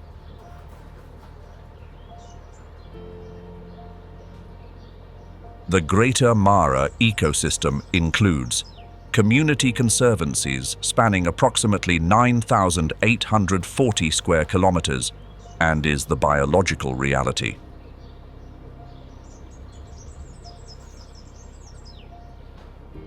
The Serengeti Mara ecosystem spans 30,000 square kilometers and is the migration corridor that recognizes no borders.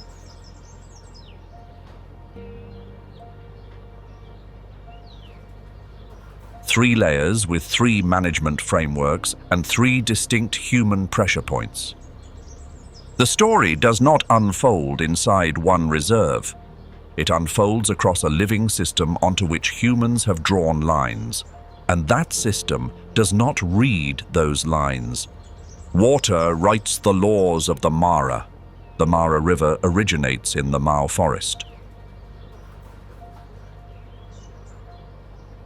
In the past 50 years, Mau deforestation has reduced river flow by 20 to 30%. Kenya's 2019 Mau Forest Restoration Project is generating partial recovery, but slowly.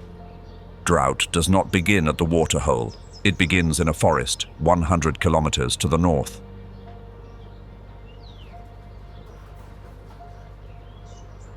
The drought cycle is shifting. Historically, severe drought occurs every 10 years on average.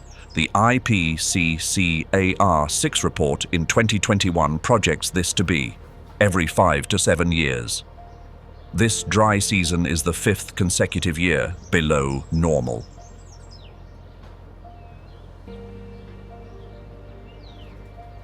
The Mara is not preparing for the next drought. It is recovering from the last one while the next is already arriving. The Mara ecosystem has lost approximately 60% of land outside the reserve to agriculture and settlement in 30 years.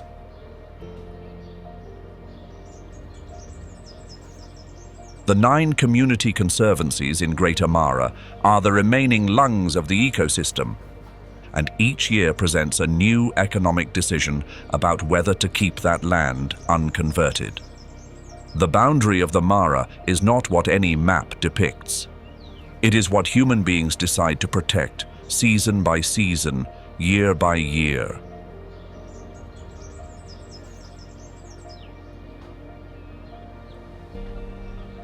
And at the center of that entire system, not lion and not hyena, sits a species most wildlife documentaries overlook, the wildebeest.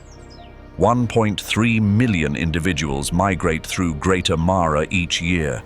The fresh dung deposited in a single migration season delivers enough nitrogen and phosphate to sustain the grasslands for 3 months.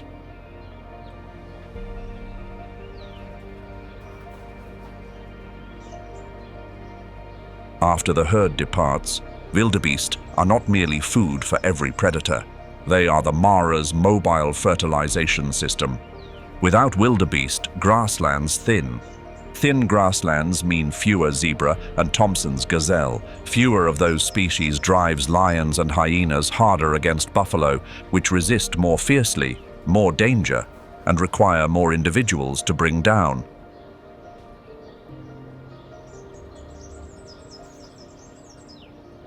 The cost per meal rises, and the system begins consuming itself. Wildebeest migration arrives at Mara between July and October, driven by rainfall patterns in the southern Serengeti. When Serengeti rains run late, the herd runs late. When the herd runs late, the Mara endures 4 to 6 weeks of primary prey deficit.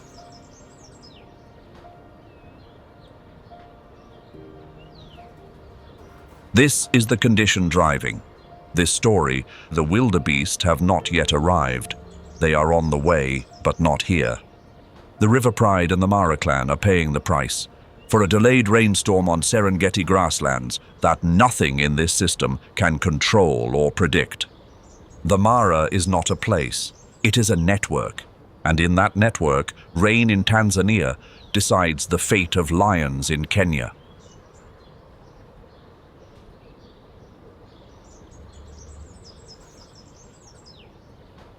Some creatures exist in nature, not merely as part of an ecosystem, but as forces that shape the behavior of everything around them.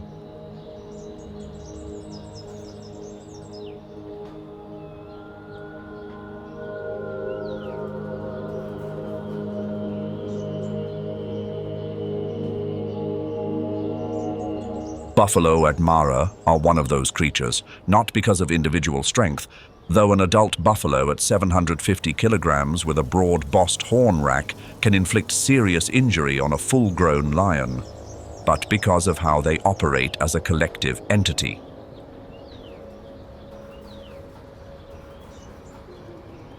The first number to understand: over 200 recorded human deaths per year, exceeding any other large African species in many regional tallies. Not because buffalo attack with aggression, because they are unpredictable when threatened, carry long memories, and are never truly alone when they countercharge. When attacked, a buffalo herd does not scatter in all directions. It consolidates and countercharges.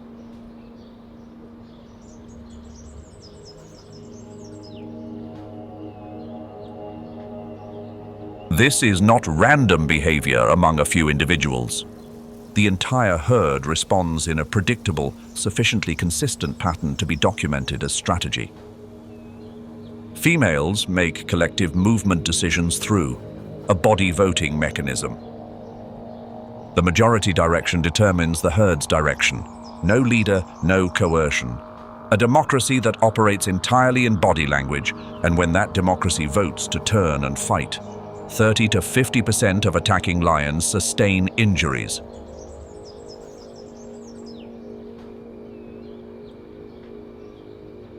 The population stands at about 8,000 to 10,000. In the Greater Mara, according to surveys, this figure has dropped by roughly 70% over 50 years.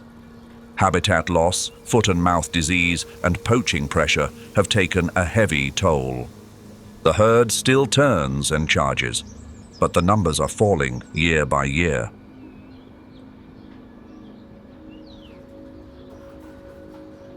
Buffalo are not simply the third force in opposition to predators. Ecologically, they are engineers of the grassland.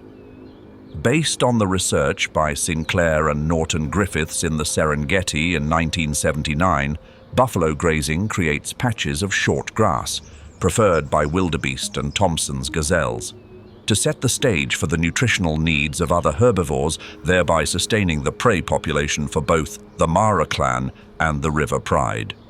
Buffalo do not merely refuse to be prey, they build the infrastructure for the entire food chain.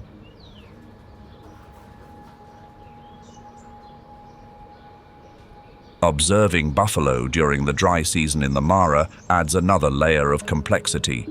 The buffalo population in the Mara, numbering around 8,000 to 10,000 individuals, no longer has those herds of seasoned veterans.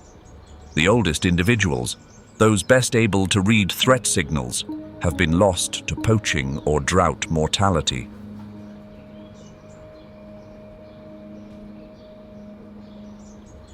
Much of the current herd skews younger, with less experience of both predators and dry season terrain. But the collective voting mechanism still functions. It depends on the majority, and the majority of an 800-strong herd remains a force sufficient. to alter every predator's calculation within 200 meters.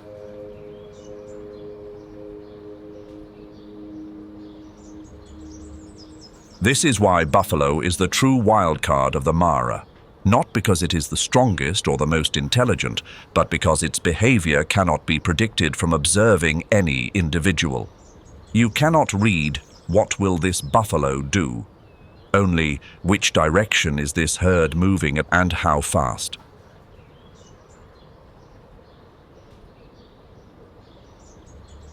On the drought night at the last waterhole, with two empires standing at a point of no retreat, the arrival of the buffalo herd accomplished what neither empire could do alone, created a pause long enough for both sides to survive that night.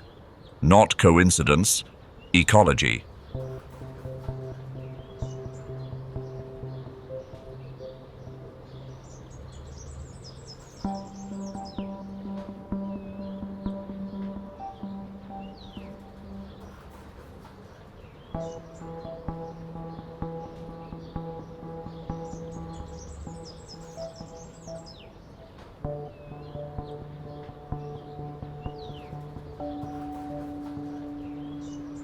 The drought in the Mara is not just a wildlife story. It is a story about the future. Place what you have just witnessed into a broader perspective. 22,000 to 25,000 lions remain on Earth. The International Union for Conservation of Nature in 2025 introduced a new classification, largely depleted, to designate populations below 10% of their historical range, any.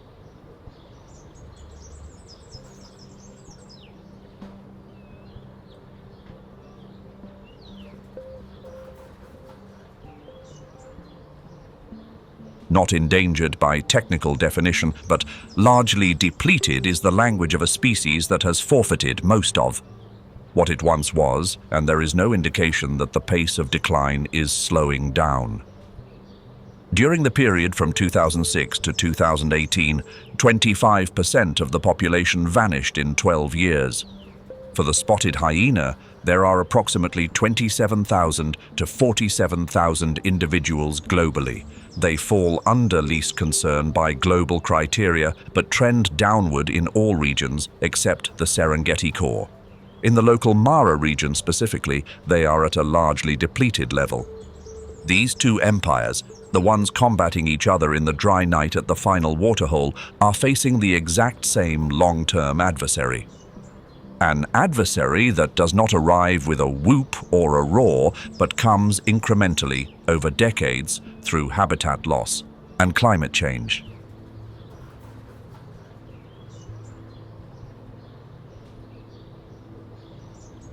In the Mara clan and the River Pride are each other's greatest rivals during every night of drought, and they are also the ultimate guarantee for each other's long-term survival. Why that matters is a bigger deal than the question of two individual species. According to research in the journal Science in 2014, the loss of apex predators leads to an explosion in prey populations, which triggers vegetation degradation from overgrazing, leading to soil erosion, followed by carbon release, and ultimately destabilizes the local climate. This is not a theoretical chain of events. It has been observed and measured in multiple ecosystems worldwide. If lions are lost, the Mara will consume itself, but this is not a story devoid of hope.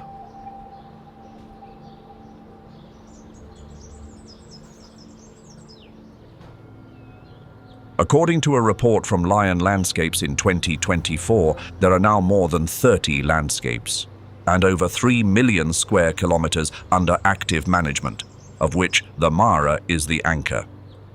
The 72-hour compensation program, designed to guarantee payment within 3 days for livestock lost to lions, has reduced human-lion conflict in the Mara by 30% over the past 3 years. 9 community conservancies in the Greater Mara are maintaining the buffer zones that the survival of the entire ecosystem depends upon, and every year is an economic decision regarding keeping that land from being converted.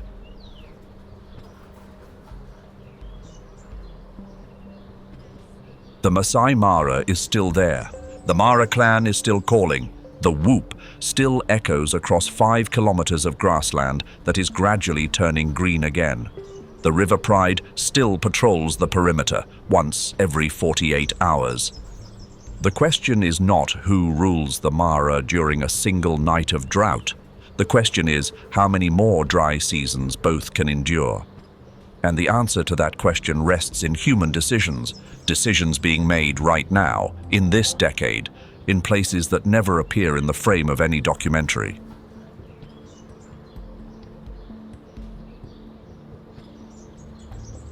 And as we look ahead, that is not pessimism, but reality. If nothing changes in the current trends, including habitat loss, human-lion conflict, and the increasing frequency of droughts, then the figure of 22,000 to 25,000 lions will continue to dwindle, until one day the density drops below the viable threshold to sustain a breeding population. That is the ultimate worst-case scenario, and it is not unavoidable. The question is whether we are willing to pivot so that these two empires, and all that depends on their existence, can have another dry season to pull through. And that hangs in the balance of our choices. Even so, amid global challenges to their living space, magnificent lands still exist, lending a helping hand to protect big cats. A shining example of this is the Cerrado ecosystem, a tropical savanna that is ancient and second to none in its richness on the planet.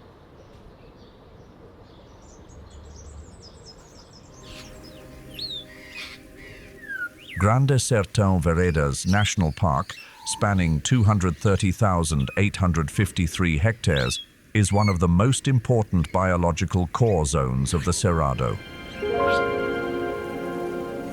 This survival oasis is also home to the ocelot, a wild cat with a striking spotted coat, once nicknamed the dwarf leopard. Six times larger than the ocelot, the jaguar is the largest big cat in the Americas. It sits at the top of the food chain, a symbol of untamed power and a living testament to extraordinary adaptability in the face of harsh conditions.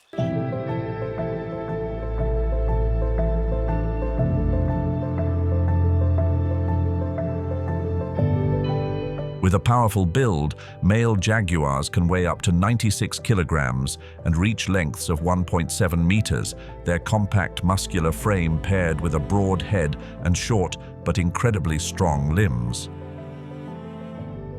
This anatomy gives them not only explosive strength, but also the most powerful bite of any big cat, pound for pound, surpassing even lions and tigers.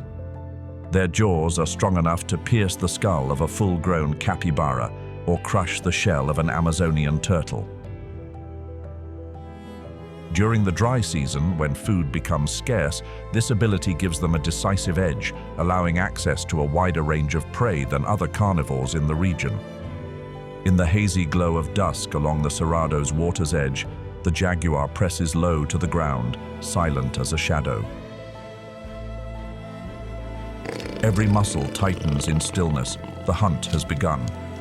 Unlike its relatives, such as the leopard or lion, which often go for the throat, the jaguar delivers a precise bite to the back of the skull or spine, piercing through thick bone. Its short, curved canines and immense jaw strength are the perfect tools for this ambush strategy, especially in places like dry season streams, where sound carries far. The prey has no idea that danger lies in wait beneath the low grass. As it lowers its head to drink, the jaguar strikes. A clean leap, claws gripping tight, a bite through the skull, an end in silence. If the prey escapes into the water, the jaguar follows. It's a strong swimmer, capable of diving deep, and has even been observed using its tail to stir the water and lure fish, showcasing rare flexibility and intelligence. Though primarily ground-dwelling, it can climb trees and launch attacks from above. an especially effective tactic during the dry season when visibility across the landscape is wide open. The jaguar's coat features large, bold rosettes with central black spots, forming patterns so unique that no two individuals are exactly alike. Some jaguars carry a melanistic pigment known as black panthers, which still retain these rosette patterns, visible under angled light or in infrared photography. This reflects the genetic diversity of the species in the Cerrado region, where an unusually high proportion of melanistic individuals, about 40 to 44%, was reported in the latest 2024 data from the organization On Safari. Biologically, jaguars are solitary animals. They rarely encounter one another outside of the mating season. A male's territory can be twice the size of a female's, and often overlaps with the territories of several females, though rarely with those of other males. During the dry months, this spatial arrangement helps minimize conflict and optimize access to dwindling resources.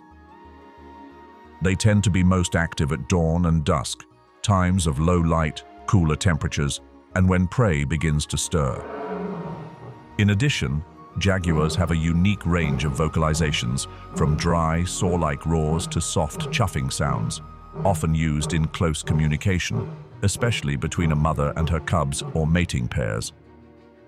Historically, jaguars ranged from the southwestern United States all the way down to Argentina.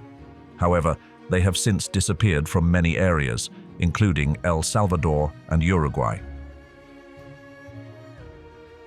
Today, they remain in about 19 countries, with strong populations in the Amazon and Pantanal, but still persist at low densities in the Cerrado, a transitional zone rich in biodiversity. Specifically, at Grande Cerrado Veredas National Park, the unique habitat conditions have helped sustain a stable jaguar population, with 26 to 31 individuals recorded between 2023 and 2024. Protecting this species carries meaning far beyond zoological value. In indigenous cultures, from the Aztec to the Maya, the jaguar has always been a symbol of power, divinity, and immortality. In the Cerrado, the image of a jaguar crossing moonlit waters during the dry season has become a living emblem of balance, a reminder that even in the harshest of landscapes, there exists a deeper order shaped by the Creator's hand.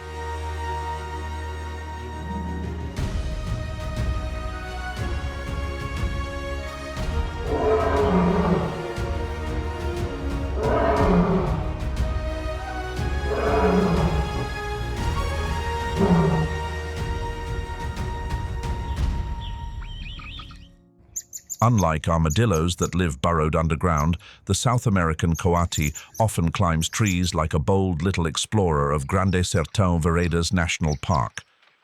Also known as the ring-tailed coati or brown-nosed coati, it is a close relative of the raccoon.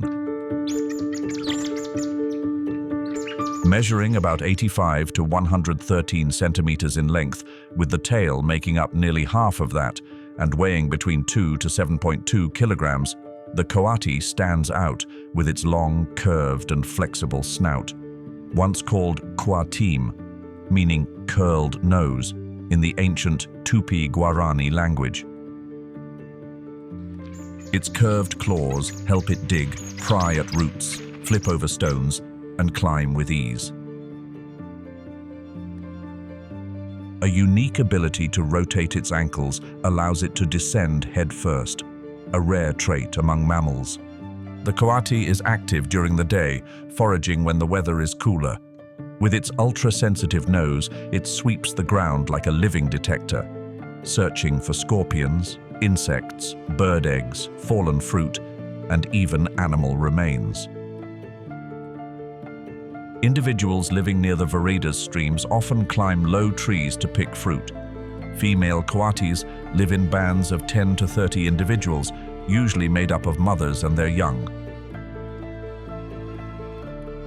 Adult males live alone, joining the group only during the mating season before going off on their own again. Within the band, female coatis show a strong spirit of cooperation. They care for the young, keep watch, and share information through sounds and body language. They use clicking noises, soft woofs, and gentle hissing sounds to stay in touch and alert one another to nearby trouble. The breeding season begins at the end of the rainy season, when fruit is most abundant. After a pregnancy of about 77 days, the female coati builds a nest in a tree and gives birth to between 2 and 7 young. The babies stay in the nest for about 5 weeks before rejoining the band. Females usually remain with their mother's group, while males leave around their 3rd year and begin a solitary life from then on.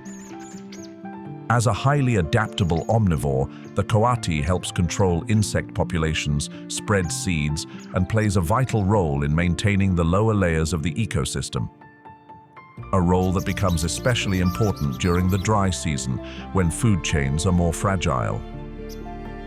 Although not yet classified as globally at risk, coatis are declining in southern Brazil due to deforestation and conflicts with humans. If faced with a threat, which strategy would you choose? Curling up like the armadillo or climbing a tree like the coati?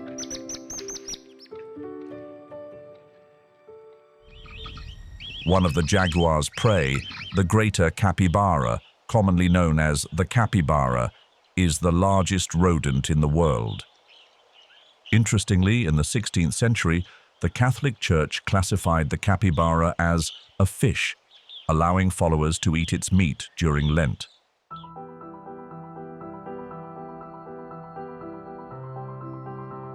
Today, this gentle creature even has its own day of recognition, Capybara Day, celebrated on July 10th, honoring it as a peaceful symbol of the natural world. Measuring 1 to 1.3 meters in length and weighing between 35 and 66 kilograms, the capybara is more than twice the size of the beaver, the 2nd largest rodent. Its coarse golden brown fur and sturdy build conceal a body perfectly adapted for a semi-aquatic lifestyle. Short, webbed legs and eyes, ears and nostrils positioned high on the head, allowing it to stay submerged while still seeing and breathing. Capybaras can dive for up to 5 minutes, either to evade predators or to cool off when temperatures soar above 35 degrees Celsius. Though closely tied to water, capybaras are surprisingly agile on land, reaching speeds of up to 35 kilometers per hour when escaping danger. Their diet mainly consists of aquatic grasses, plant stems, and reeds, but when food is scarce, they make use of grains, wild squash, and melons. An adult can consume up to 3.6 kilograms of vegetation each day. Their digestive system features an enlarged cecum filled with millions of microorganisms that ferment cellulose. Capybaras chew cud while resting and practice coprophagy, eating a soft type of feces after initial digestion to maximize nutrient absorption. During the dry season, small groups of 10 to 20 capybaras often merge into herds of hundreds, led by a dominant male. Their social hierarchy is maintained through scent glands located on the nose and near the anus, as well as a rich vocal repertoire including whistles, chirps, growls, and even barks. They frequently groom and remove parasites from one another, not just for cleanliness, but as a form of social bonding. Some individuals have even been observed standing on their hind legs and swaying, almost like dancing, after bathing or during positive social interactions. Capybaras are widely distributed across South America, from Colombia to Argentina, and are even found in Panama. In the veredas, they do more than simply survive. They actively support the ecosystem, selectively grazing to promote aquatic plant growth and serving as a key link in the food chain for jaguars, caimans, and snakes.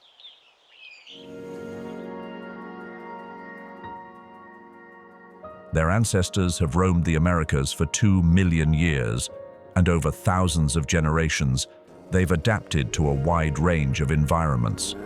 The ocelot has a body length of 70 to 100 centimeters, with a tail measuring 25 to 40 centimeters, and a coat marked by asymmetrical spots and stripes, like a biological fingerprint.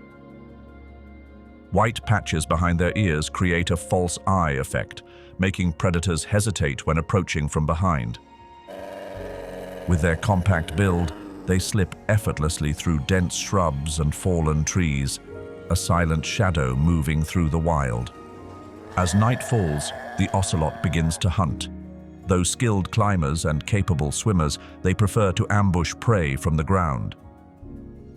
With sharp hearing and keen vision, they go after rodents, hares, opossums, young armadillos, and even fish from shallow streams. Before eating, they meticulously remove fur or feathers from their prey, a rare habit among members of the cat family. Ocelots live solitary lives, except during the breeding season. Males control larger territories that overlap with those of multiple females, but they avoid direct confrontations with one another. After an 80-day pregnancy, the female gives birth to 1 or 2 kittens in a secluded spot, such as a tree hollow, dense grass patch, or rocky crevice near a stream. The kittens are born blind and remain close to their mother for nearly a year. When they're strong enough, the mother brings back live prey to help them practice hunting, preparing them for an independent life ahead. More than just a proud predator, the ocelot stands as a symbol of perfect adaptation. Each step it takes on the muddy ground of the veredas is a quiet whisper of life, resilient, silent, yet never fragile. In contrast to the tapir's somewhat smooth appearance, the Brazilian three-banded armadillo, also known as tatu bola, is one of only 2 armadillo species in the world that can curl itself into a completely closed ball thanks to its natural suit of armor. This species unexpectedly stepped into the global spotlight when it became the official mascot of the FIFA World Cup 2014 under the name Fuleco, a blend of the words futebol, meaning soccer, and ecologia, meaning ecology. Measuring only 23 to 27 centimeters in length and weighing between 1 to 1.6 kilograms, about the size of a small watermelon, the tatu bola's biological design is a masterpiece of evolution. 3 flexible bands between 2 tough armor plates allow it to roll itself up, using its short tail to seal off its soft underbelly, transforming into a seamless armored ball. No teeth or claws can easily pierce through it. The tatu bola feeds on ants and termites, using its long, sticky tongue and strong claws to break into termite mounds and ant nests.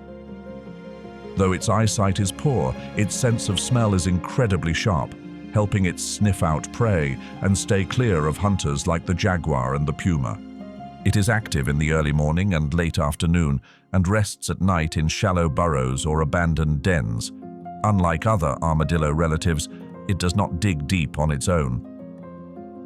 According to the International Union for Conservation of Nature in 2024, there are currently only between 1,000 and 1,800 mature individuals remaining in the wild. Once widespread across Bahia, Piauí, and Tocantins, they are now found in stable numbers in just a few places, including Grande Sertão Veredas National Park and the private natural heritage reserve, Mata do Junco. Major threats include deforestation, hunting, and domestic dogs. With an extremely low reproductive rate, only 1 offspring per year, the Brazilian three-banded armadillo cannot rebuild its population fast enough to keep up with its decline. But for that very reason, it serves as a sensitive biological indicator, reflecting the overall health of the ecosystem. In the Veredas region, where the soil is loose, shade is plentiful, and termite mounds abound, this area becomes a final refuge for the species during the dry season.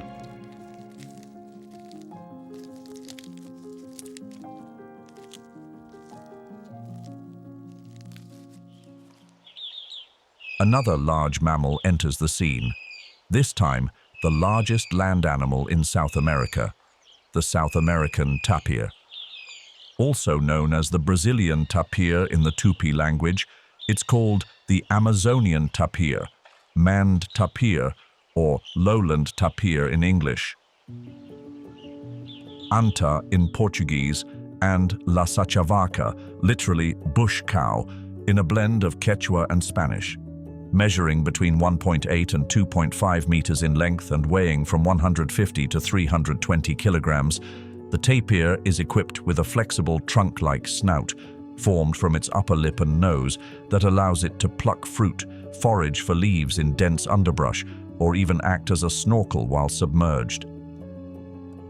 In the sweltering dry season heat, often above 35 degrees Celsius, its ability to dive for minutes and move along riverbeds helps it evade predators and regulate body temperature. Despite its bulky frame, the tapir can move with surprising speed when threatened.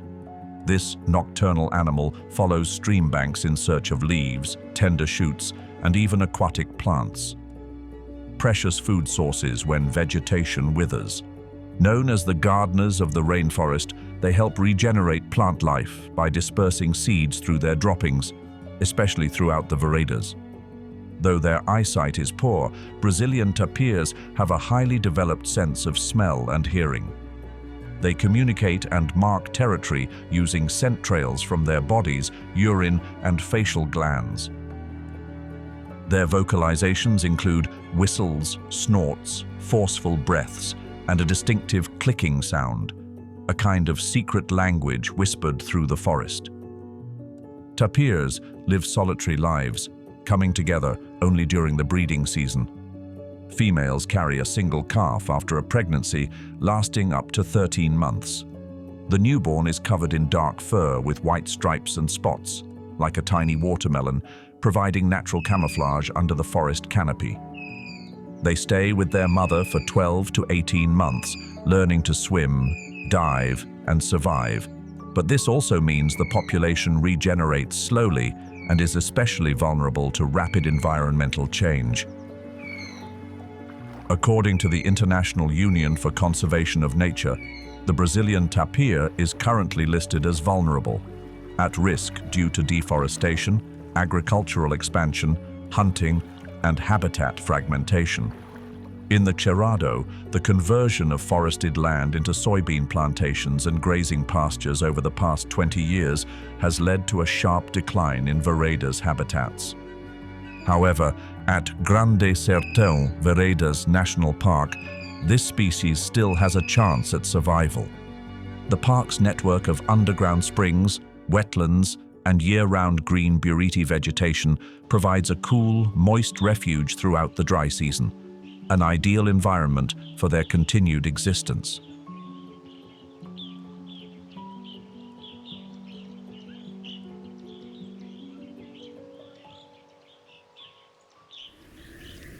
During the rainy season, Serra da Canastra National Park, covering 197,810 hectares, transforms into a vibrant biological zone with average annual rainfall around 1,250 millimeters. This surge in moisture fuels the lush growth of gallery forests, evergreen riverbank woodlands that flourish along the upper reaches of the São Francisco River. The park includes areas of striking scenic beauty, such as Cascadanta, the first waterfall of the São Francisco River, which stands 186 meters tall.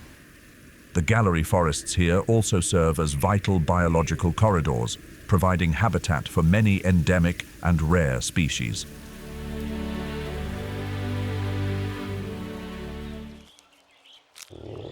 Like a mystery written in many languages, the cougar holds more names than any other animal in the wild. Puma, mountain lion, catamount, panther. Over 40 nicknames, all referring to the same species.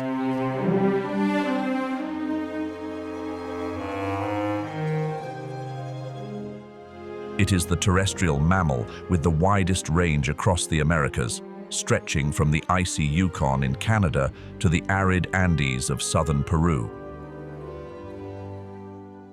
And right at the heart of this continent, where the Cerrado sprawls and gallery forests cling to the San Francisco River, the cougar finds a fleeting paradise during the rainy season.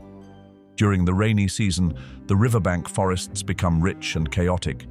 Migratory birds return, hoofed animals forage, and rodents reproduce rapidly with the rising humidity. For the cougar, this is opportunity. It crouches beneath the forest canopy, golden eyes narrowed, watching as prey slowly moves toward an open clearing. No sound, no heavy breathing, only a deadly patience. Its long, powerful hind legs, the strongest among all wild cats, coil like compressed springs.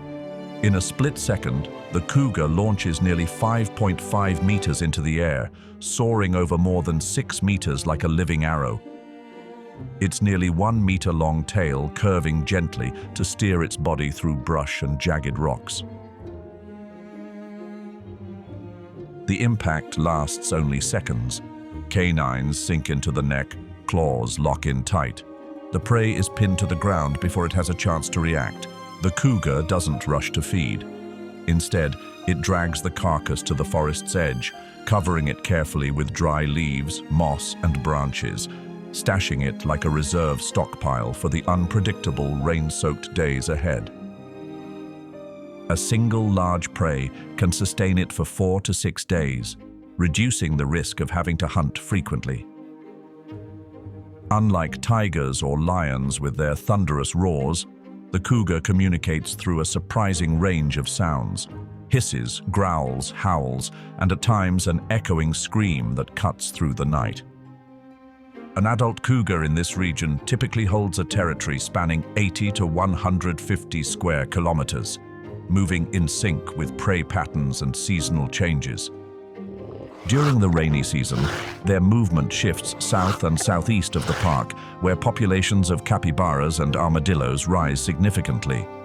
As solitary animals, cougars typically interact only during the mating season. The female, known as a queen, carries her young for about 90 days and gives birth to between 1 and 6 cubs.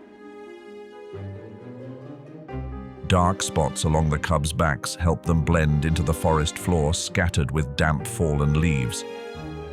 They stay with their mother for up to 2 years, learning every step of the stalk, how to select prey, read the wind, and avoid other predators like the jaguar and even humans, the most unpredictable of all.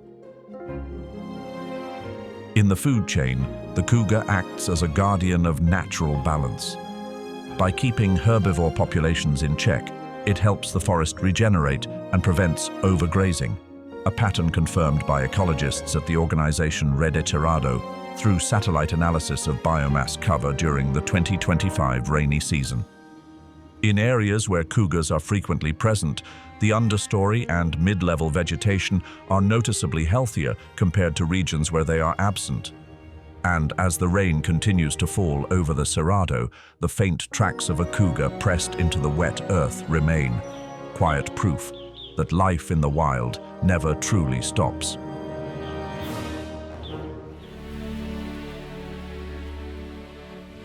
If the ocelot is nicknamed the dwarf leopard for its petite build and leopard-like appearance, then the margay, a smaller wild cat, is often called the tree ocelot. During most of the rainy season, it hides within a leafy maze, where vines, dry branches, and moss weave together into a 3-dimensional world. Measuring 70 to 80 centimeters in length and weighing just 3 to 4 kilograms, the margay is the acrobat of the forest world.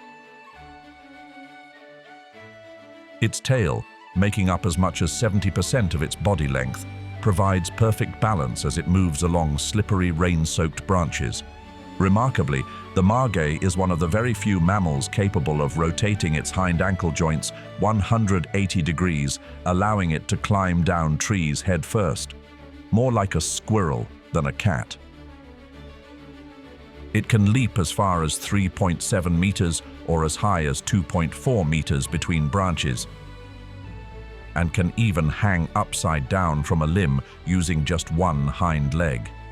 Its large, round eyes, affectionately called button eyes by locals, give it exceptional accuracy when hunting in the dark. The margay lives a solitary life, is mostly active at night, and marks its territory with scent. With a slow reproductive rate, producing only one offspring every 2 years, the margay is highly vulnerable to sudden environmental changes. Serra da Canastra, where intact gallery forests still remain, is becoming a final stronghold for the protection of this species. The rainy season in the rainforest brings an abundance of food. The margay hunts birds, marsupials, squirrels, small monkeys, and even sloths, all of which dwell in the treetops. An astonishing hunting tactic recorded in Brazil shows the margay mimicking the cries of baby monkeys, luring concerned adults close enough to be ambushed from above. Though it lives in the trees, the margay may come down to the ground to hunt rabbits or rodents, but this is a risky choice as it makes the cat more vulnerable to larger predators. Among the watchful eyes tracking its movements is the cougar. Cerrado is no stranger to scavengers. Alongside the crested caracara, this land is also home to a species as strikingly colorful as the toko toucan, the king vulture.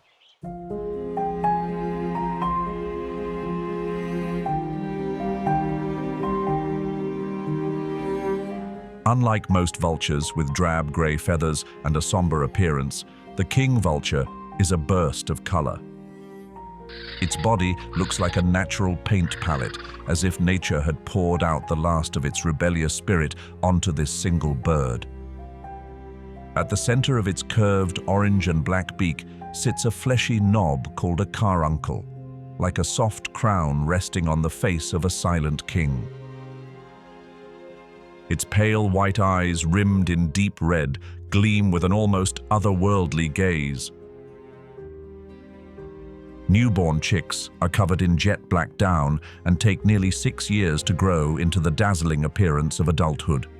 In Serra da Canastra, where gallery forests stretch along the São Francisco River, the rainy season brings more carcasses, more natural accidents, and with them, the peak working season for the king vulture. Unlike raptors such as hawks or eagles, the king vulture doesn't take life to survive. It waits, seeking out opportunity in the quiet ending of another creature's journey. With its large, powerful beak, it is often among the first to open thick-skinned remains, like capybaras, armadillos, or wild pigs, paving the way for smaller vultures that arrive later. This bird lacks a rich vocal range due to the absence of a syrinx, the vocal organ found in most birds. Its sounds are limited to low hisses, faint wheezes, or soft snorts. Instead of calling to one another, they rely on observation. With exceptionally sharp eyesight, the king vulture can spot a carcass from hundreds of meters above. During the humid conditions of the rainy season, when the scent of decay spreads more slowly, vision becomes its primary tool for survival. Though it lives quietly, the king vulture is not entirely solitary. Each dry season, its main breeding period, it lays a single egg, usually tucked inside a hollow tree or a rotting log. The chick, once hatched, receives careful attention, and one behavior sets this species apart from other New World vultures. The parents return with partially digested food stored in their crop and gently feed it to the young. It is a rare gesture, a clear sign of deep, long-term parental investment in a natural world where the most fragile lives demand the greatest patience. In the Cerrado ecosystem, the king vulture is not just a link in the food chain, it is part of nature's self-cleaning, self-healing system. By processing animal remains, this bird helps prevent the spread of disease, maintaining stability across the entire wildlife community. With a lifespan reaching up to 25 years in the wild and even over 30 years in captivity, The king vulture stands not only as a biological symbol, but also a cultural one. In Maya mythology, it was once seen as a messenger between humans and the gods, known by the name Oc, the spirit of the upper sky and the one who cleanses the stains of the earthly world.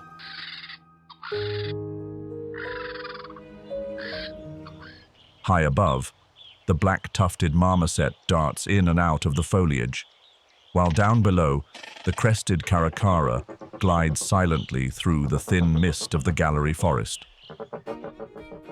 Unlike falcons that dive and twist through the air, it lands on the damp earth, stepping slowly on orange-yellow legs, as if reading the ground that has just come back to life after the season's first rain. Belonging to the Falconidae family, the caracara doesn't follow the high-speed hunting style of its relatives. Weighing 1.3 kilograms, it is the second heaviest member of the family, surpassed only by the gerfalcon.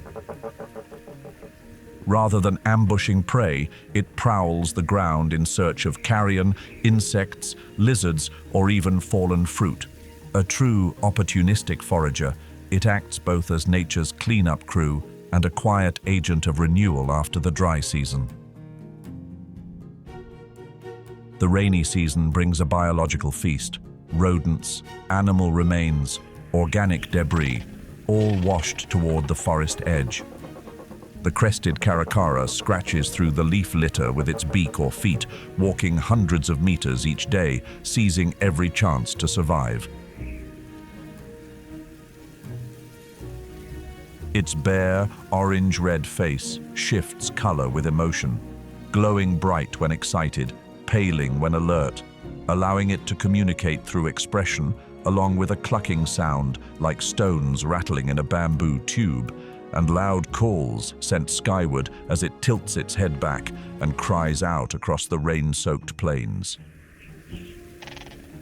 Unlike the typically solitary falcons, the crested caracara is socially flexible, living alone, in pairs, or in small groups. During the breeding season at the end of the rains, they build new nests as high as 10 meters, incubate their eggs for 30 days, and raise their young for about 6 to 8 weeks. Remarkably, the chicks don't leave the nest right away. They stay for several more months, learning how to forage, move through the landscape, and sense the life hidden within what seems lifeless. The origin of the caracara traces back to the Caracarini group, which branched off from true falcons near the end of the Pleistocene epoch. Not as powerful as eagles nor as fierce as falcons, it is the ability to survive on what's left behind that has made the caracara a true symbol of resilience.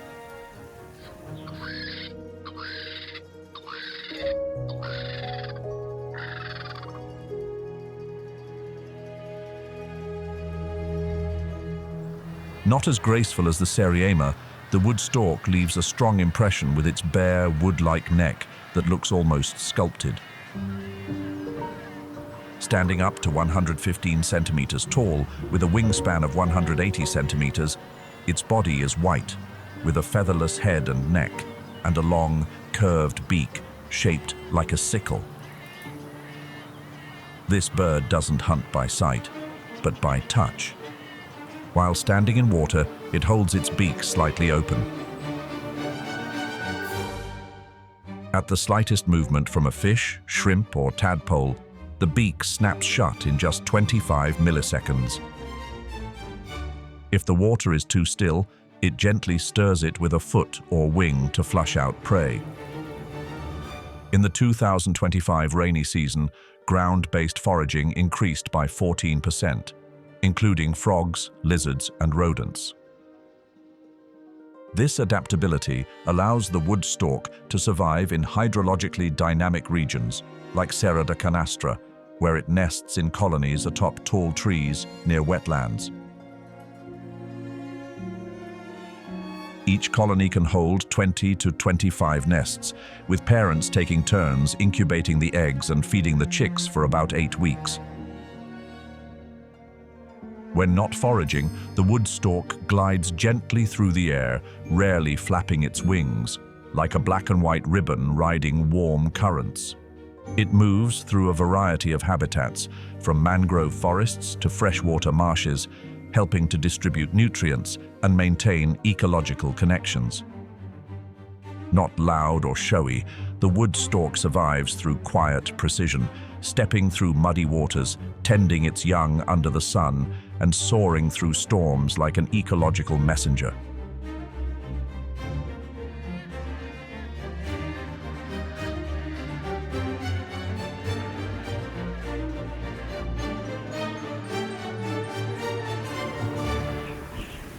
As Cerrado moves deeper into the rainy season, the stretch of land along the Araguaia River, which marks the natural border between the states of Goiás and Tocantins, suddenly comes alive in a strangely vibrant way.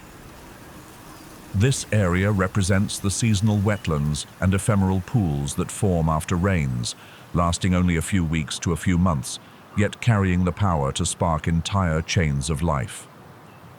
The appearance of ephemeral pools creates ideal breeding conditions for amphibians, free from the presence of predatory fish. Among the standout species is the giant otter, the largest otter on Earth. An adult male can reach up to 1.8 meters in length and weigh as much as 34 kilograms, with a sleek, torpedo-shaped body covered in short, dense chocolate brown fur that repels water and keeps the skin beneath completely dry. Its tail is flat, long, and powerful, acting like a paddle. Webbed feet between the toes allow for agile movement through murky waters. One often overlooked detail: each individual has a unique white patch on its neck, like a biological signature that helps researchers identify them in the wild. The rainy season triggers a boom in fish populations like catfish and characins, filling out the natural menu for the giant otter. With highly sensitive whiskers, it can detect the slightest movement in murky water. Its ears and nostrils can close while diving, allowing it to fully concentrate on tracking and catching prey. Unlike most other otter species, the giant otter is highly social. It lives in organized family groups, typically made up of a monogamous breeding pair and offspring from multiple years. A group can range from 2 to 20 individuals. They hunt together, play together, and share the responsibility of raising the young. While some individuals go out to hunt, others stay behind to guard the breeding area or train the young in diving and foraging skills. Their coordinated hunting efforts boost the group's overall success rate. Each adult needs to consume around 3 kilograms of fish per day, nearly 10% of its body weight. Fish isn't the only item on their menu. When fish becomes scarce, the giant otter also hunts crabs, snakes, and even small caimans, an impressive display of adaptability for such a skilled apex predator. With their dexterous front paws, they hold down prey and eat right on the water's surface, often floating on their backs, a scene that's both amusing and deeply rooted in survival instinct. They choose to build dens along elevated riverbanks or forest edge marshes. Each den may have multiple entrances, allowing the entire group to move quickly and safely if threatened. The Araguaia River region, especially within Canto State Park, is considered one of the last places on Earth capable of supporting a naturally reproducing population of giant otters. With over 800 interconnected oxbow lakes and a vast flooded forest ecosystem, this area stands as a final stronghold for this rare otter species. However, even this refuge is gradually coming under threat. Competition with humans, especially local fishermen, has begun to strain the relationship between the giant otter and nearby communities. According to the latest report released by the International Union for Conservation of Nature in 2024, the giant otter remains classified as endangered, with an estimated wild population of fewer than 5,000 individuals. And no clear trend of increase or decline has yet been established. Even so, recent research in the Araguaia region offers a glimmer of hope. The stable presence of large family groups and a rising number of pups suggest that, with proper protection, this species has a real chance at recovery. Larger and more formidable than the giant otter, the Yacare caiman is native to Argentina, Bolivia, Brazil, and Paraguay. Its name, Yacare, comes from the word jacare, which means crocodile in the ancient Tupi language and was later adopted into Portuguese. The body of the Yacare caiman is just bulky enough to appear heavy, but never clumsy. Adult males typically measure between 2 to 3 meters in length, while females are about half that size. They have dark brown to olive-colored skin, scattered with black markings, and a pale yellow belly reminiscent of soft mud along a lakeshore. The long, slender snout is the result of millions of years of evolution, perfectly shaped to maximize efficiency in catching fish, their primary food source. Their teeth are a biological marvel, between 70 and 82 in total, constantly replaced, with the fourth tooth in the lower jaw always jutting out, even when the mouth is closed. Because of this feature, they are sometimes nicknamed the piranha caiman. In the intricate system of ephemeral pools, the Yacare caiman emerges as a silent predator. It doesn't lunge or chase, but lies still, almost motionless, beneath floating vegetation, with just its eyes and nostrils breaking the surface. When unsuspecting prey ventures too close, the strike comes so fast there's no chance to escape. Adults typically feed on fish, snakes, birds, and even small mammals. Young caimans, on the other hand, start with smaller fare, insects, crustaceans, and freshwater snails. When hunting among floating vegetation, they use their powerful jaws to crush hard shells, a skill that leaves even the toughest snails with no way out. Beyond its predatory instincts, the Yacare caiman also reveals a softer side: reproduction.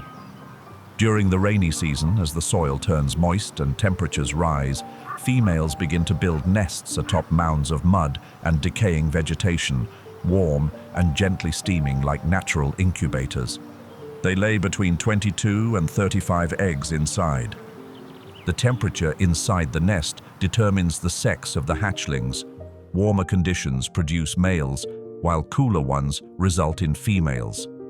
And even before they hatch, soft calls can be heard from within the eggs, like a gentle call to their mother. Once the eggs hatch, the young follow her to the nearest water, where they begin to learn how to swim, how to avoid predators, and eventually, how to hunt. As adults, Yacare caimans spend most of their time alone. Each individual is an independent hunter.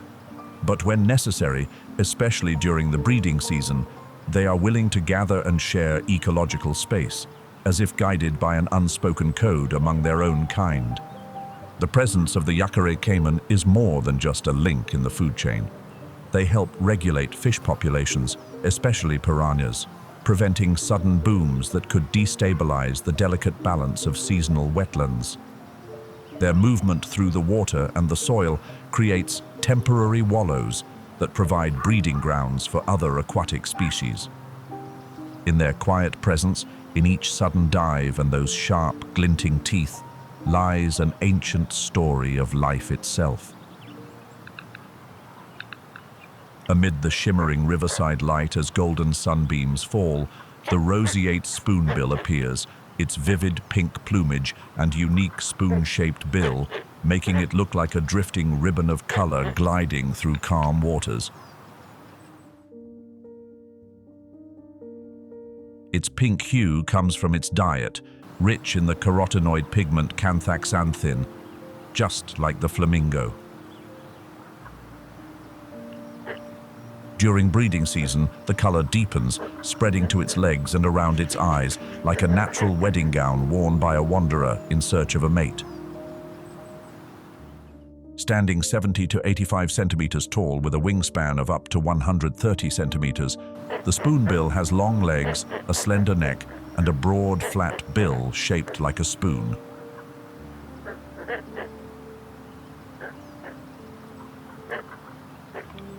Not for tearing flesh, but as a precise sensory tool. As it sweeps its bill gently through the water, even the faintest touch from a fish, insect, or crustacean triggers an instant snap. Thanks to thousands of nerve endings concentrated at the tip. Along the banks of the Araguaia River, shallow pools serve as ideal hunting grounds and nesting sites. They build nests in dense shrubs or low trees, laying 2 to 5 eggs per clutch, with an incubation period of around 32 days. The chicks are fed by both parents, who regurgitate food directly into their still-developing spoon-shaped bills. The spoonbill doesn't migrate far, it follows the water. Wherever rainy season wetlands appear, their footprints are not far behind. Riding thermal currents with neck and legs outstretched, they glide like living kites across the sky God created. Once hunted nearly to extinction in the 19th century for their feathers, used in hats and dresses, the roseate spoonbill has made a comeback thanks to strict conservation efforts. Today, they are considered an indicator species, a sign of wetland health. When spoonbills appear, it means the water is clean, crustaceans are plentiful, and the ecosystem is in balance.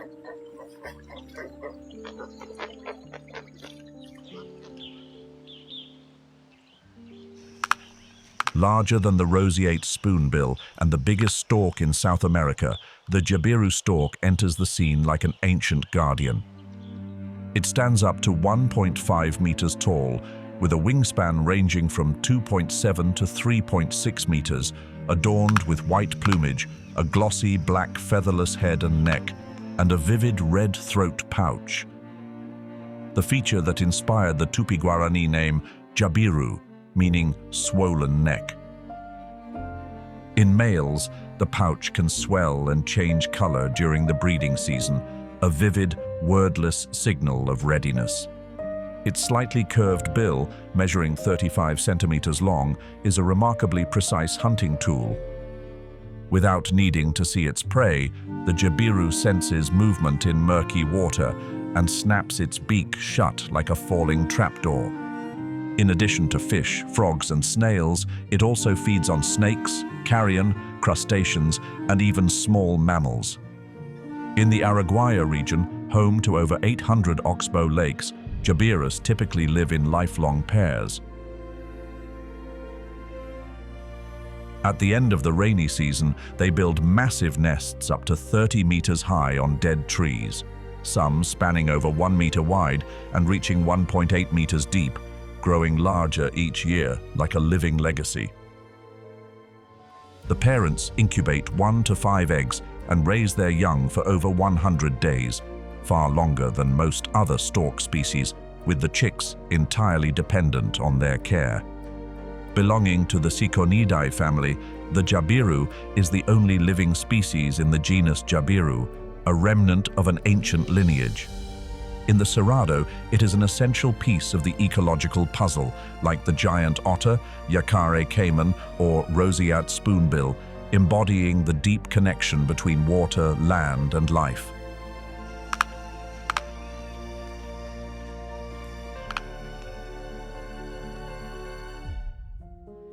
Yet the vibrant and diverse life of the Cerrado is under daily threat. As of 2024, more than half of the Cerrado's original vegetation has disappeared, replaced by soybean fields, corn plantations, and large-scale cattle ranches. What's especially concerning is that only about 8% of the Cerrado is under strict protection, compared to more than 45% of the Amazon. Climate change is also making dry seasons more extreme, leading to natural wildfires that occur more frequently and last longer than usual. In 2024, the area of burned forest in the Cerrado increased by 117% compared to the previous year, largely due to prolonged drought and the use of fire to clear land for agriculture. Wildfires and deforestation have severely degraded the habitats of species like the maned wolf, giant anteater, and jaguar. In response, the Brazilian government has launched wildfire prevention programs, including community education and improved fire monitoring systems.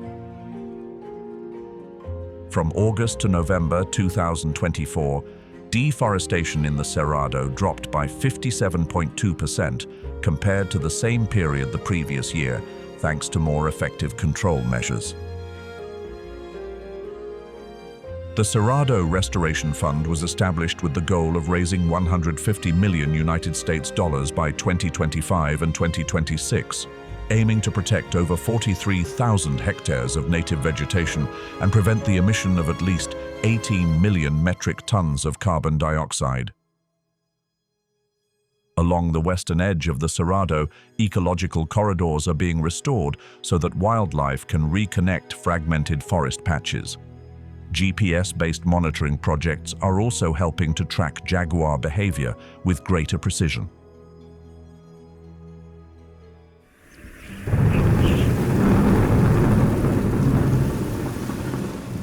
When the first rains fall over the Cerrado between late September and early October, they mark the end of the long dry season and the beginning of a new cycle of life. The scent of damp earth fills the air, signaling the return of water and the start of the breeding season. This shift sets off a cascade of ecological responses throughout the Cerrado ecosystem. Studies have shown that during the transitional period from the dry season to the rainy season, from September to November, as much as 68.4% of all collected insects appear. This triggers a chain of ecological events, from the growth of vegetation to a surge in insect populations and the onset of reproductive activity among many animal species.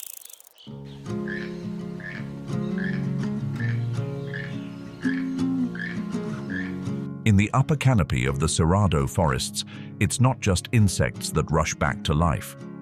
Creatures with showy appearances also embark on their own survival journeys. Among them is the toco toucan, a bird of striking beauty with fiery orange tones and a bold contrast of black and white feathers, like a vivid living painting. As the largest toucan species in South America, the toco toucan carries with it a strange and wonderfully inventive biological design. Its bill, which can reach up to 19 centimeters in length, may look like a burden, but it's surprisingly light. Made of spongy keratin tissue supported by a hollow bone structure, the bill plays a key role in regulating body temperature, a process known in science as thermoregulation. When temperatures rise during the seasonal transition, blood flow to the bill increases to release heat. Conversely, when night falls, the blood is redirected to retain warmth. This is one of the most efficient cooling systems ever recorded in birds, comparable to the heat-dispersing ability of an African elephant's ears. The arrival of the rainy season also signals the start of the breeding season. Fruit becomes abundant, followed by a surge in insect populations, an essential nutritional boost for the toco toucan during its nesting period. Its diet isn't limited to guava or fig. During this time, it readily hunts insects, small lizards, and even eggs and baby birds. This protein-rich food is crucial for nourishing the eggs and supporting the growth of the young in the nest. The toco toucan does not build its own nest. It typically takes over old tree cavities, especially former woodpecker nests or natural hollows formed over time.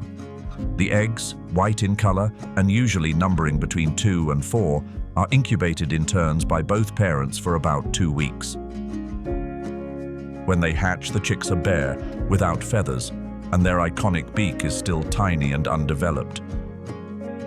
But day by day, they grow under the devoted care of their parents, gradually cloaked in thick feathers and developing that vibrant orange beak, like a little sunrise blooming in the heart of the Cerrado. With a total length ranging from 55 to 65 centimeters, the Toco toucan is not a long-distance migratory bird. However, when food becomes scarce or certain areas dry out, it tends to move within a limited range in search of richer vegetation. This type of movement, known as ecological nomadism, allows the bird to make the most of short-term resources without having to leave the Cerrado ecosystem. From a distance, the Toco toucan looks like a living exclamation mark against the backdrop of a rejuvenating landscape. Its tree-dwelling lifestyle and tendency to live in pairs or small groups help it avoid predators, but also make it highly dependent on a habitat that consistently provides suitable forest canopy. Beyond its role as a skillful fruit eater, the Toco toucan is also a vital link in the Cerrado's recovery chain after the dry season. By eating and dispersing seeds, it helps young trees take root in new areas. These birds can boost the carbon storage capacity of tropical forests by as much as 38% by carrying seeds to degraded regions, supporting the natural regeneration of forest ecosystems.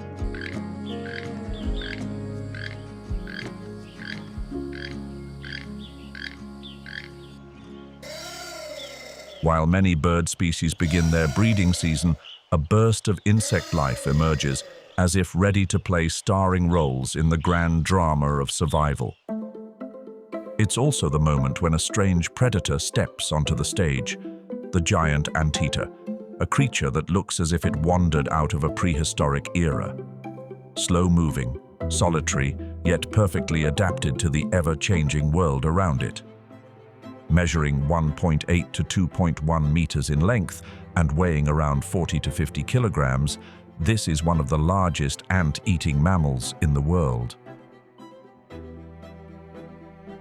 What makes it remarkable isn't sharp teeth or fierce claws, but a tongue that can stretch up to 60 centimeters, flicking out up to 150 times per minute, coated with glue-like saliva to scoop up around 140 insects in a single feeding.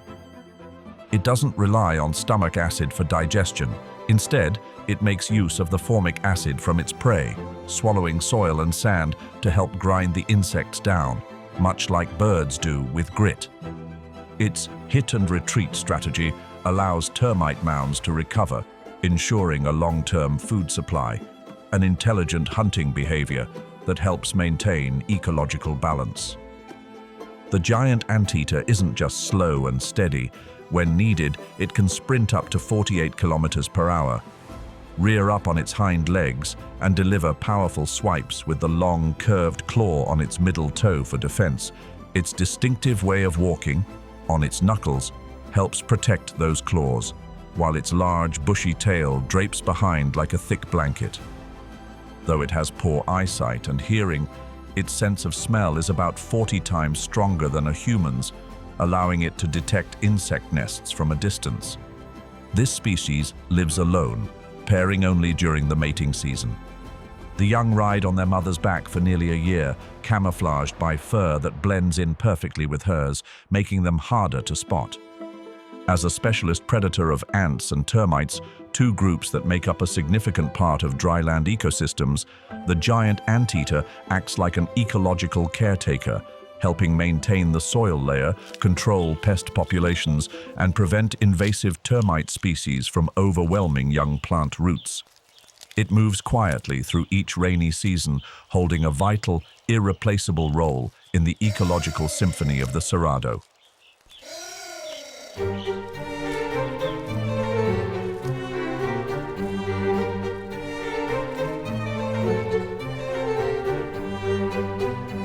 In places where termite mounds are torn open by anteaters, or where flocks of colorful birds return to the canopy to build their nests, another large creature chooses a quieter path for survival.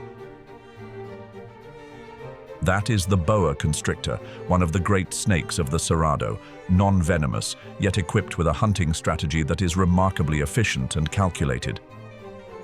The boa constrictor is one of the most ancient reptile species, having evolved and adapted over millions of years.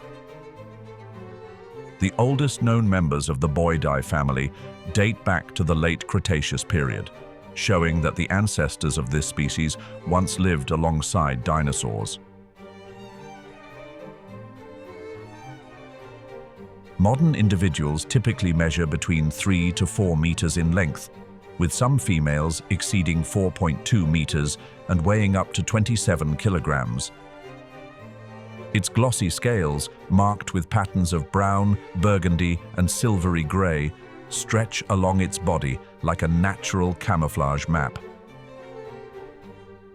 designed perfectly to blend into the moist forest canopy or the dry grasses of tropical plains. One distinctive feature is its vertical, cat-like pupils, a trait common in nocturnal species, and the small pits between its lip scales, specialized heat-sensing organs that allow the boa constrictor to see the body heat of its prey, even in complete darkness.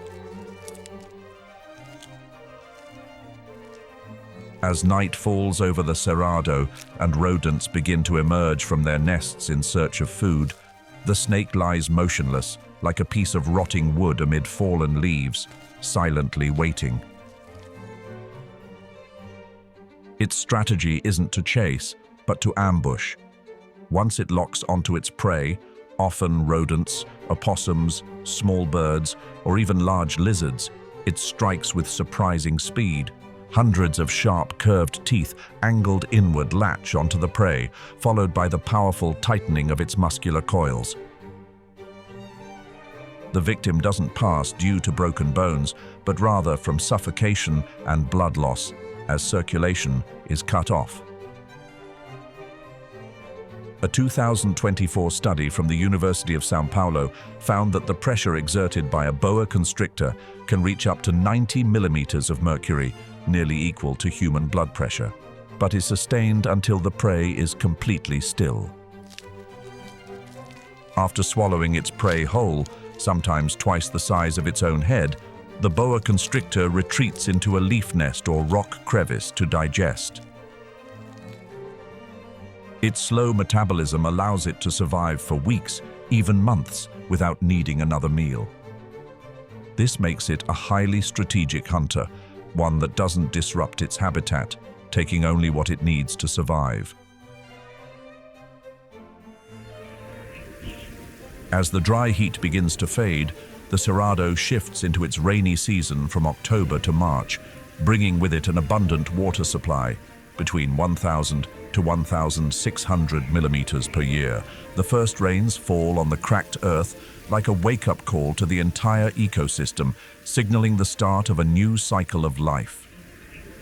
The rise in humidity and temperature triggers the germination, flowering, and fruiting of many plant species, providing a rich food source for insects and other wildlife. We have just scratched the surface of the rawest moments in the silent evolutionary struggle of these dark-coated shadows. Which animal in today's episode caused you to see the wild in a whole new light? Was it phantom turning the tables under the pouring rain of Kabini, or obsidian neutralizing the thermal map of the great Amazon serpent? Please share your thoughts in the comments section below. Your understanding is the true tribute to these incredible creatures of the wild.